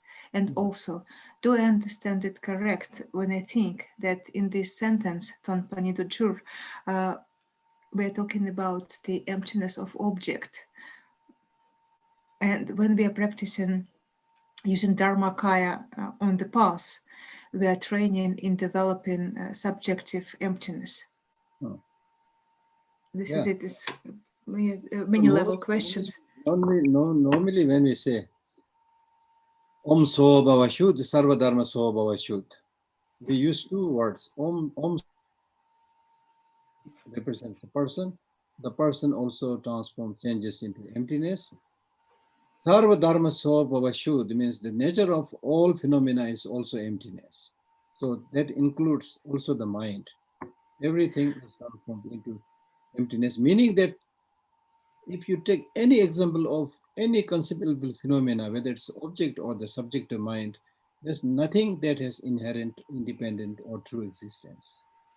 Когда мы произносим мантру пустоты, Ом Сабхава Шудда, то мы, во-первых, мы произносим слог Ом, и по слогам Ом понимается личность, понимается человек. То есть мы говорим, что личность, человек пустотен. Следующая часть этой мантры, Свабхава Шудда и так далее, подразумевает все явления. То есть, когда мы произносим эту мантру, мы одним словом, мы тем самым утверждаем, что все явления без исключения, как личность, так и окружающие явления, все они пустотны. When I say all phenomena, it includes emptiness also, it includes Dharmakaya also, it includes Buddha also. So whether it is Dharmakaya or emptiness or Buddha, none of this has inherent existence. And in fact, it is stated in the text that if you see everything as having no inherent existence, but if you see emptiness as having independent true existence, then that is such a wrong view that cannot be rectified. Когда я говорю о всех явлениях, я говорю, что все явления пустотны, то, собственно говоря, ко всем этим явлениям относится также и пустота, относится также и дхармакая, то есть все явления без исключения. Если же вы приписываете пустоте не пустотный характер, и вы читаете какой-то текст, в котором написано, что все явления пусты, кроме пустоты, то этот текст ошибочный. Okay. Идем дальше. Вопрос от Владимира. Объясните, пожалуйста, в одной из книг по буддийской философии я прочитал, что причиной прекращения любого феномена является только его возникновение. Был приведен пример прекращения звука. Но из курса физики я знаю, что на угасание и прекращение звука также влияют другие факторы, например, сопротивление среды. Как разъяснить это противоречие? Geshe, please explain. In one of the books on Buddhist philosophy, I read that the reason of cessation of any phenomena is its appearance, coming into being. Yes. But in this particular book, they draw an example. They said the cessation of the sound could be a good example of that. But on the other hand, when I studied physics, I've been told, and I know that the cessation of the sound that is happening also because of a number of different factors. For example, the resistance of the environment. So, what could you say about this seeming contradiction? No, there's no contradiction. Нет, здесь нет противоречия. Because when we say, for example, when a child is born, например, когда рождается ребенок, then the first moment we say the child is born. Тот самый первый момент, когда мы говорим, что ребенок родился, second moment the child is already changing. Наступает затем второй момент, и во второй момент ребенок уже изменился. Okay, then when the second moment came, the first moment ceases. Когда наступил второй момент, первый уже прекратил свое существование. And then the second moment is actually, the first moment is actually the one that produced the second moment. Первый момент – это то, что производит или вызывает к жизни второй момент. But if the first moment has not produced the second moment, then the second moment do not have to cease. Но если бы первый момент не произвел к жизни второй, то второму не пришлось бы и исчезать, прекращаться. So therefore, the cessation of second moment obviously is due to first moment. That does not mean to say that the first moment also does not have causes and conditions. it also has its own causes and conditions. Итак, прекращение второго момента по этой логике вызвано существованием первого момента, но из этого не вытекает, что первый момент не зависит от причин и условий. Первый момент также возникает вследствие соответствующих причин и условий. So therefore, there is nothing wrong to say that the second movement of the sound is produced by the first movement of the sound, and that first movement of the sound is responsible for the cessation of the second movement of the sound, and that the first movement is also produced by many factors. There's no contradiction. Поэтому я здесь не усматриваю противоречия. Мы можем говорить о том, что второй момент звука, он вызван к жизни существованием первого момента звука, первого момента звучания. Прекращение второго момента звучания вызвано существованием первого момента звучания, а сам по себе первый момент звучания, он также опирается на целый ряд разнообразных факторов. Здесь нет противоречия. So therefore, in the case of the first movement also, which is produced by many factors, so many of these factors are the causes for the cessation of the first movement. Geshe, I had the breakage. Could you repeat it? Maybe my internet connection was not good. I missed little. For example, the first movement, which is produced by many factors, it has many causes for its production. So when we say it is produced by these many factors, then we feel uncomfortable to say these factors themselves are responsible for its cessation. But in reality, that is the case.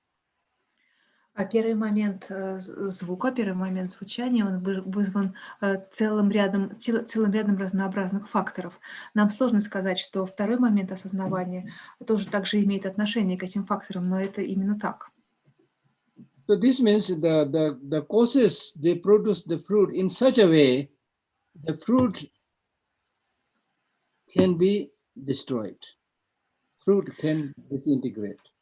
Причины порождают плод таким образом, что в конечном итоге плод прекращает свое существование, плод распадается.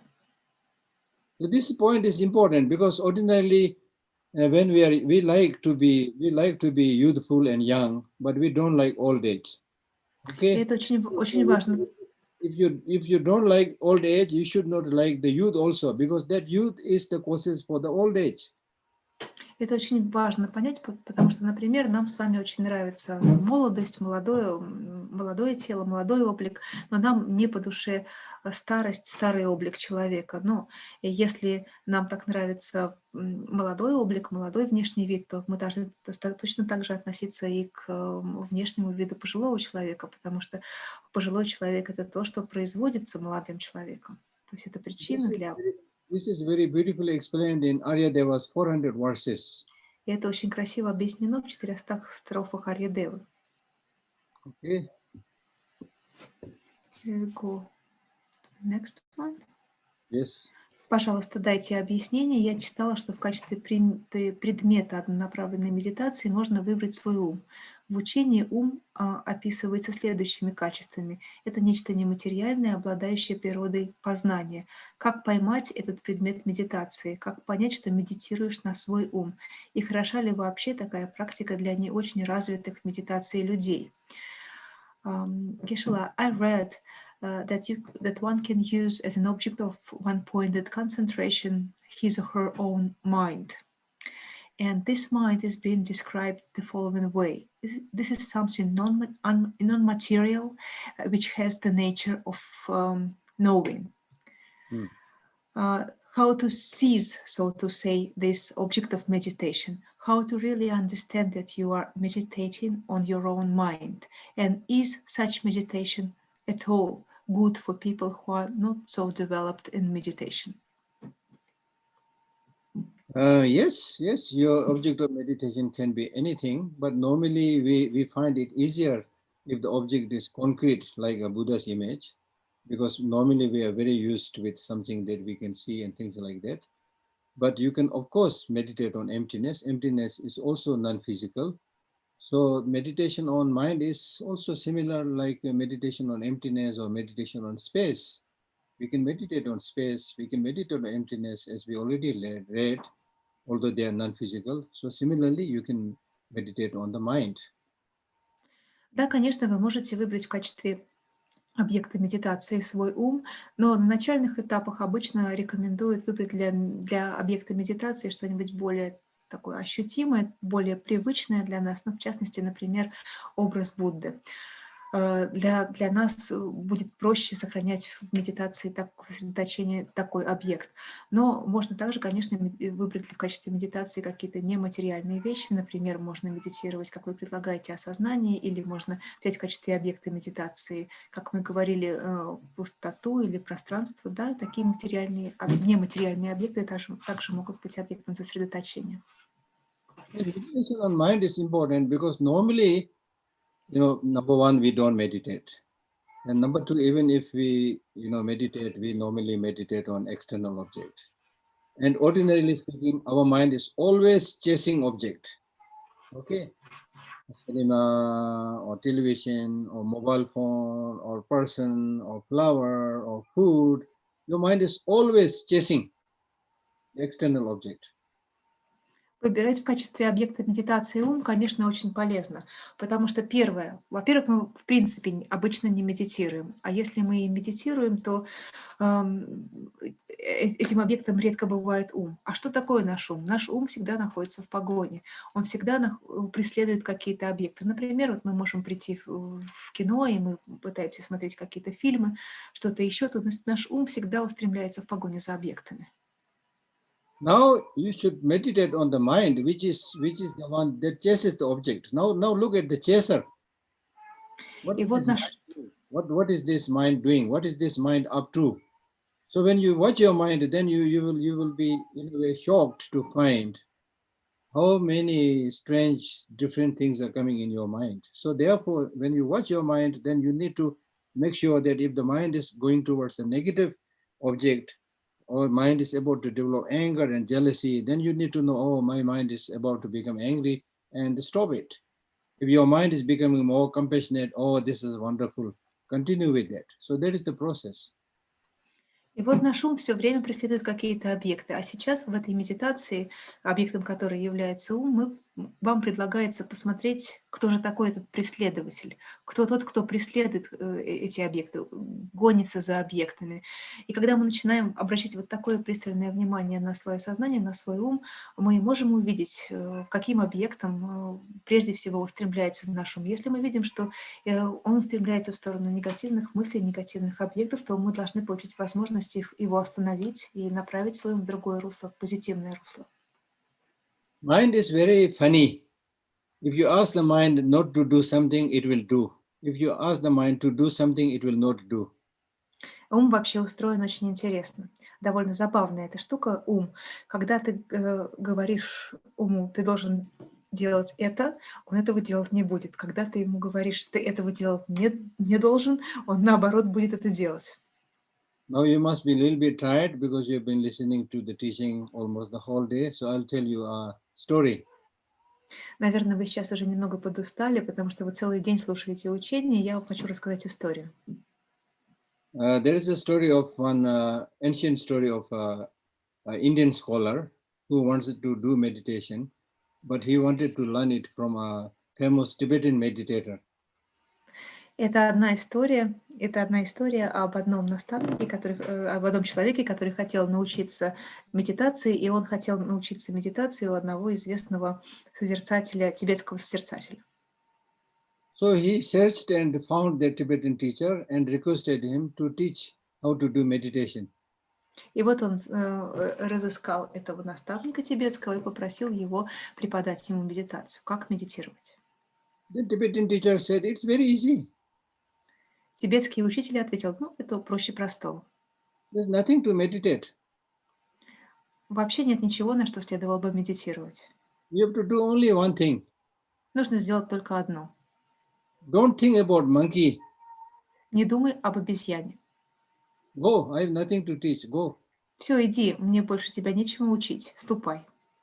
Then that Indian gentleman, he was also a scholar. And he initially found this is quite strange, he did not teach me meditation and told me not to think about monkey. Why should scholar like me thing about monkey. А этот человек, на самом деле, это был человек-ученый, он был индийцем по происхождению. Когда он выслушал наставление этого тибетского учителя, он был очень удивлен. Он сказал, ну что это за учение такое? Никаких наставлений он мне не дал, ничего, никаких инструкций не оставил, а просто сказал, иди не думай про обезьян. So anyway, he left that place, went back to his place, and after reaching back to his place, all he did was continuously thought about monkey. И вот он ушел из того местечка, где жил тот тибетский наставник, и пошел к себе домой, но по пути только и делал, что размышлял об обезьяне. So that's how the mind works. Это вам ясно показывает, как работает наш ум. It's important to watch the mind. Поэтому очень важно приглядывать за умом. There is a Tibetan saying which says, when you are with many people, watch your mouth. Есть одно тибетское высказывание, которое гласит, когда ты находишься в окружении людей, следи за своим ртом, что ты произносишь. When you are alone in somebody's house, watch your hand. Когда ты один в чужом доме, то следи за своими руками. Because you might steal, or even if you Знаю. don't steal, if you see a nice, cup like this, you might, out of curiosity, pick it up and it fails and it breaks, and then it's very embarrassing. Потому что окажись мы в чужом доме, кто знает, может быть, мы что-то украдем. Ну, если даже мы никогда ничего не воруем, то кто знает, может быть, мы просто увидим красивую чашечку, мы ее поднимем, а она выпадет из наших рук и разобьется. Then it says, always watch your mind. И говорится, а всегда, вне зависимости ни от чего, наблюдай за своим умом. So watching one's mind is the most important thing. И наблюдать за своим умом – это, пожалуй, самое важное. Okay. One more question? Yes. В тексте говорится, что сознание основы и хранилище Аллаи Вечняны не существует. А где хранятся отпечатки и тенденции ума? Мы говорим о потоке сознания, и что этот поток не исчезает даже после достижения пробуждения. Индивид не растворяется в пустоте и не исчезает. Получается, есть что-то постоянное, как флешка, на которую записывается и стирается информация. Geshe, in this text, the author is saying that there is no foundational consciousness or alaya vijnana. They do not exist. Yeah. But in that case, where actually all these imprints of karma and the mind's tendencies, trends are being held, where they're being kept. We are talking about the stream of consciousness. And also we are talking about that this stream of consciousness is not disappearing even after we achieve enlightenment. We still have a stream of consciousness even when we are enlightened. Yeah. The individual person is not dissolving in emptiness. This means that there must be something permanent, something like a flash drive where we can write information and also delete information. Is it like this? Even the flash drive is changing. It's Но not даже флешка меняется, даже флешка не может быть названа неизменной. That's the problem. When we see the same mountain, we always think it's not changing. It's changing all the time. Это наша проблема. Когда мы видим гору, нам кажется, что гора не меняется, что это одна и та же гора, но это гора, которая меняется постоянно. So you give a good example because the flash driver is it's not permanent. It's changing, but you can store things there. Вы привели хороший пример с флешкой, потому что флешка, она не постоянна, она меняется, но при этом она может хранить какую-то информацию. The Savatantrika Madhyamikas, they say it is the stream of consciousness on which the imprints are, stored. Сватантрика Мадхьямка говорит, что поток сознания – это есть то хранилище, где и хранятся отпечатки кармы. But the Madhyamika, Prasangika Madhyamika, they say it is the mere I. Но представители школы Прасангика Мадхьямика говорят, что это всего лишь я. So for me, what came in my mind right now is, have you ever seen a relay race? Relay race? Relay race means, when there is a race competition, of A 3-4, race. and each has like 4 people, and then they take one stick and pass it to the next, and then to the next, like that. Yeah. Вы когда-нибудь видели эстафету? Okay. They know what it is, Geshe-la, yeah. So like the relay race, you know, one takes the stick and pass it to the next, then pass it to the next, then pass it to the next. So likewise, the continuity of the mere eye or the mental consciousness, you know, was continuously passing the information to the next.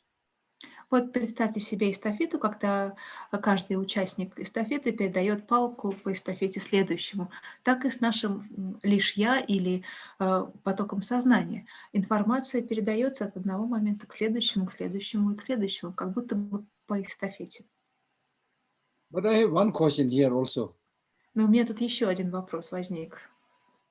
Like I once read, you know, according to science, they say, of course, we are all changing. The Buddhists also accept that. But according to that scientific explanation, they say the change is happening so much that after 7 years, everything that you have is completely, you know, undergo a complete change.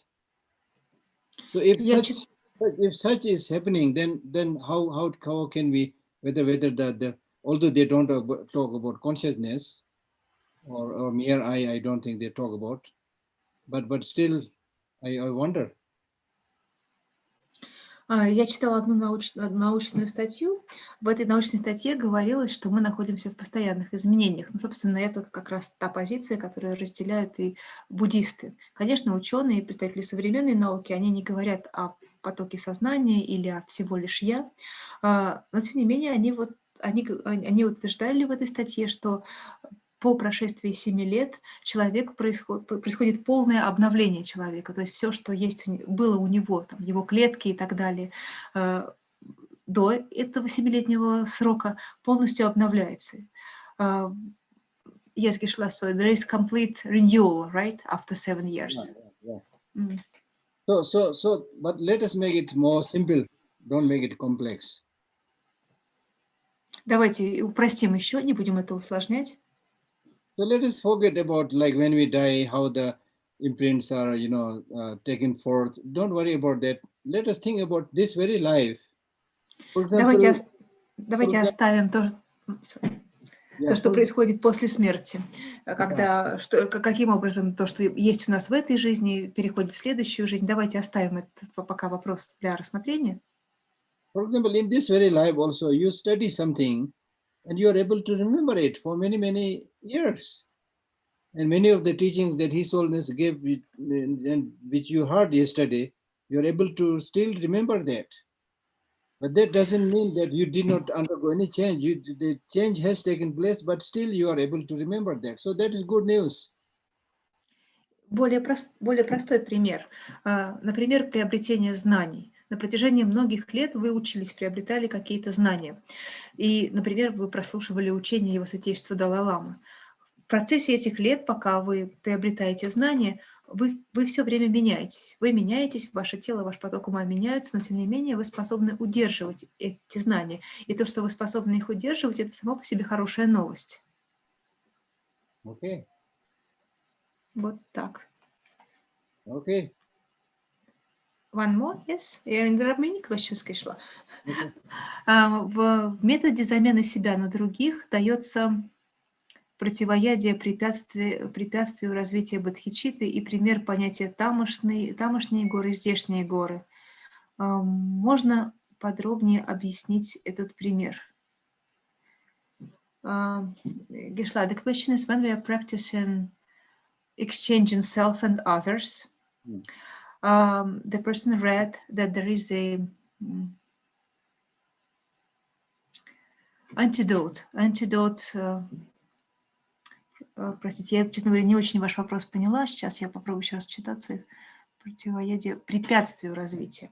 So sometimes we can face obstacles, which the obstacles to our bodhicitta arisal. And if we would like to use antidote against these obstacles, then we can use such notions as mountains there and mountain here. Do you know about this example? It's not exactly clear. Could you, and they're saying, could you explain this? Antidotes to bodhicitta. No, there I don't know, but when obstructions arise, then you need to see the many faults of self-cherishing attitude and the many good qualities of bodhicitta, or practice of exchanging oneself for others. So that way you will be able to remove the obstruction. Я не знаю, что вы говорите про тамошние горы, здешние горы, но я вам точно скажу, какое есть противоядие против препятствий развитию бодхичитты. И препятствует нам что? Препятствует нам себелюбие, эгоцентризм. И поэтому, если мы хотим развить бодхичитту, нам необходимо бороться с себелюбием, таким цеплянием. Следовательно, нам нужно как можно больше размышлять о положительных качествах бодхичитты. Even in our ordinary life, the more you are able to appreciate something, the more you feel like doing it. So similarly, the more you are able to see the great many qualities of bodhicitta, the more you will be able to practice it. В общем-то, это как в обычной жизни. Если нам нравится какое-то занятие, то мы будем заниматься им все больше и больше, если мы знаем о его хороших качествах. То же самое, если нам известны благие качества бодхичитты, то это будет нас подвигать в сторону развития бодхичитты. Следующий вопрос. Будды пребывают за пределами всех 8 видов сознания. Это вопрос. Праджня Парамита находится за пределами всех видов сознания. Tashadelek Geshe-lam, my question is, are Buddha beyond all 8 kinds of consciousness? Is Prajna Paramita beyond all kinds of consciousness? Beyond ordinary consciousness. Мы можем сказать за пределами обыденных видов сознания.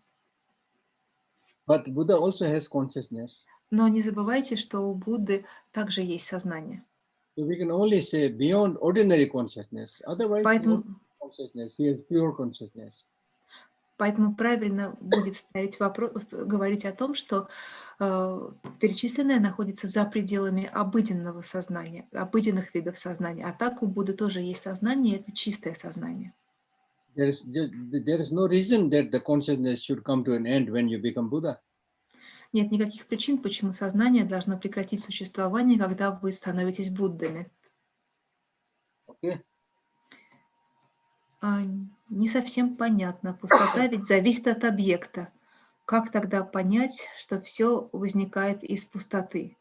На пустоте какого объекта нужно фокусироваться? So Geshe-la, this question is from YouTube, and people are asking, I don't quite understand. We are saying that emptiness depends upon its object, right? Yes. Yes. But then how we can say that, for example, when we're practicing Tantra, that everything arises out of emptiness. The emptiness of which objects we are talking about? No. When we talk about the individual objects, individual emptiness, that has to be emptiness of something, right? Когда мы говорим о пустоте индивидуальных объектов, that's why if you have studied the Heart Sutra, then we have these lines which says, form is emptiness, emptiness is form. They are dependent upon each other. The so-called form is there because of emptiness. If there is no emptiness, meaning that if things did not have this dependent existence, then things cannot arise, right? So therefore, form is emptiness, emptiness, form. They are part of the same coin. Когда мы читаем сутру сердца, например, то там есть высказывание «форма есть пустота есть форма». То есть форма и пустота – это взаимозависимые явления. Если бы явления не были зависимыми, они не могли бы возникать. Таким образом, пустота и форма – это две стороны одной медали. In other words, when we talk about emptiness of a particular object, a form, you should not see it like the cup and then a lid put on the cup. It's not like that. So when we talk about emptiness of the cup, we are simply talking about the very nature of the cup. The very nature of the cup is such that it never had independent existence. It has dependent existence, therefore devoid of inherent existence. There is emptiness. It's not something object on the cup. Когда мы говорим о пустоте чашки, например, то пустота не есть что-то такое подобное крышке, которой мы накрываем эту чашку. Пустота – это и есть сама природа этого явления, сама природа чашки. То есть то, что эта чашка лишена самосущего бытия, лишена независимого существования, это и есть ее пустота, это и есть ее природа. Так что пустота не есть что-то отдельное. But Gishla, did you really, maybe I did not translate it good enough. The question is, when we are practicing Tantra and we are pronouncing or we are meditating upon that everything appears from the emptiness. What kind of emptiness it is? No. Appears from emptiness means, for example, if the nature of this cup is not devoid of independent existence, then cup cannot come into being. Okay, that's the meaning. Because its nature is devoid of independent existence, which means emptiness, therefore the cup came into being. Я еще раз уточнила ваш вопрос, и Гешла говорит, что, то есть уточнила вопрос, что в тантре, например, мы медитируем на то, что все возникает из пустоты, что это за пустота. Вот так я задала ваш вопрос, и Гешла говорит, мы можем снова вернуться к чашке. И природа чашки – это пустота. Если бы не было этой пустоты, природы чашки, чашка не могла бы появиться. Вот в этом смысле мы говорим, что все возникает из пустоты. Okay. Следующий вопрос.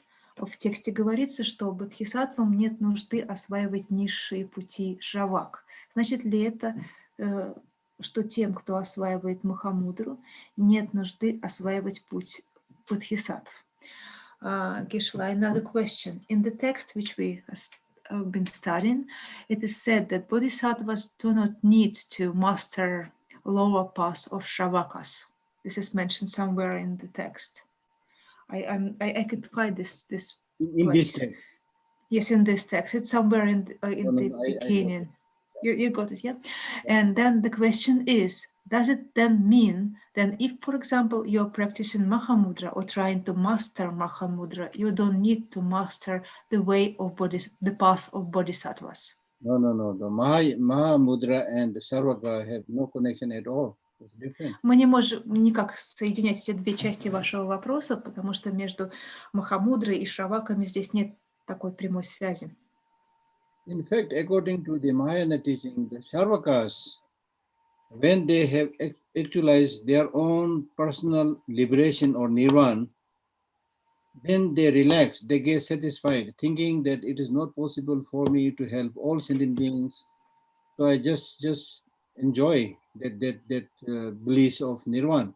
So there, the Buddhas, they instigate them, they inspire them, saying that still so many sentient beings are suffering. So therefore, don't get lost in this, bliss of nirvana. Wake up and follow the path of the bodhisattva.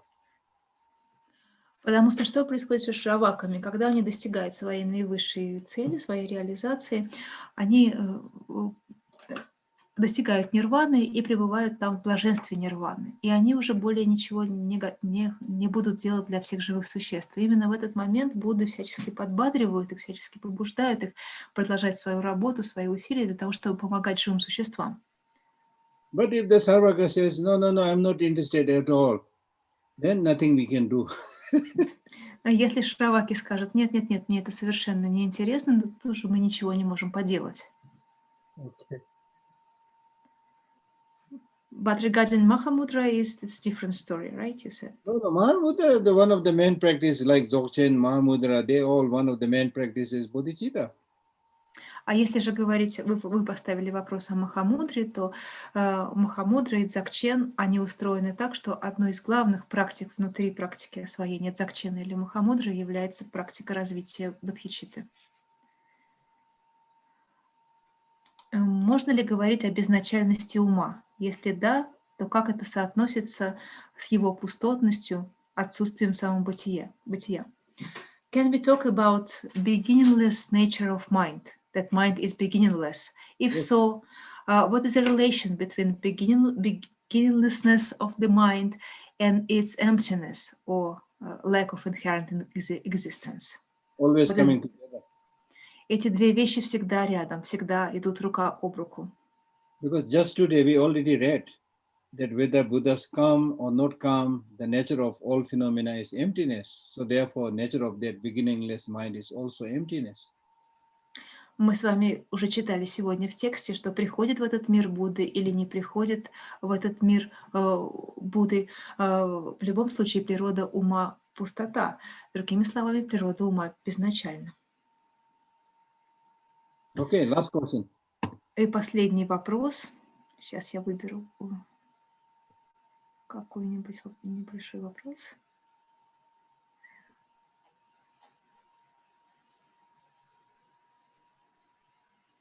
The question is,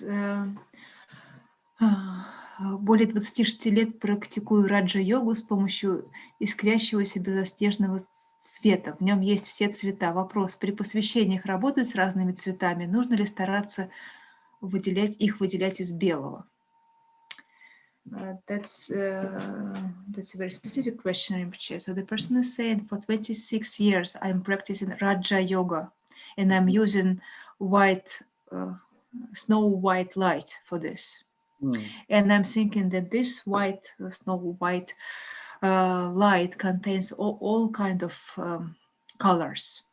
And my question is, when empowerments are being given or initiations are being given and you use different colors, should I think that all the colors appear from the white? Do you have such teachings in Buddhism related to colors? I'm not an expert on colors. Знаете, я, наверное, не специалист в вопросе о цветах. But in Buddhism we talk about 4 fundamental colors. Но мы говорим в буддизме о 4 фундаментальных цветах. So among the 4 fundamental colors, white is one of the fundamental colors. И среди этих фундаментальных цветов как раз один из них белый. Blue Синий, color, and yellow color, желтый, and white color, белый and red color. и красный. They are the 4 fundamental colors. Это 4 основополагающих цвета. So from these 4 fundamental colors, other colors are made. Из всех этих 4 основополагающих цветов затем уже составляются все остальные цвета. But the understanding of color by science is a little bit different. Правда, наука сегодня цвета понимает несколько по-другому. Okay. Okay, Gishla, thank you so much for this teaching, and I think many of our listeners are going to join you after 1 hour and a half, right? You are given another teaching for the Indian, for the Foundation of Universal Responsibilities, and many of our Russian followers will join you, will continue. И я говорю, что через 1,5 часа Гешела продолжит свою беседу. Это будет беседа не для нас, это будет беседа для Фонда всеобщей ответственности. Это еженедельные занятия, которые Гешела дает по тексту Аттиши, гирлянда драгоценностей. И если вы хотите, то на Save Tibet мы сейчас выложим также на Facebook ссылку, у кого ее нет. Это аудиотрансляция для нас, но вы можете ее послушать аудиотрансляцию и плюс подключиться на Фейсбуке к Фонду всеобщей ответственности и там видеть видео с английским переводом. Так что, если хотите продолжить, если не устали, то ждем вас через 1,5 часа. Я прошу прощения. I'm sorry, I just wanted to add to what Julia just said. У нас на «Сохраним Тибет» в Фейсбуке есть мероприятие прямо, да, вот в мероприятиях, событиях, там есть ссылка на эту трансляцию. Заходите, пожалуйста. Thank you. Gishla, thank you so much once again, and we are going to meet you in 1 hour and a half and also tomorrow. Okay. And, yeah, Gishla, I'm sorry, and tomorrow, could you please tell us, will it be the same time as today? Yeah. Okay, so it's 2:15 your time, right? Yes. Okay, Gishela, thank you very much. Thank you. Okay, thank you. Тогда завтра встречаемся вот так же, как сегодня. Это у нас будет 11:45, да? 11:45. Всего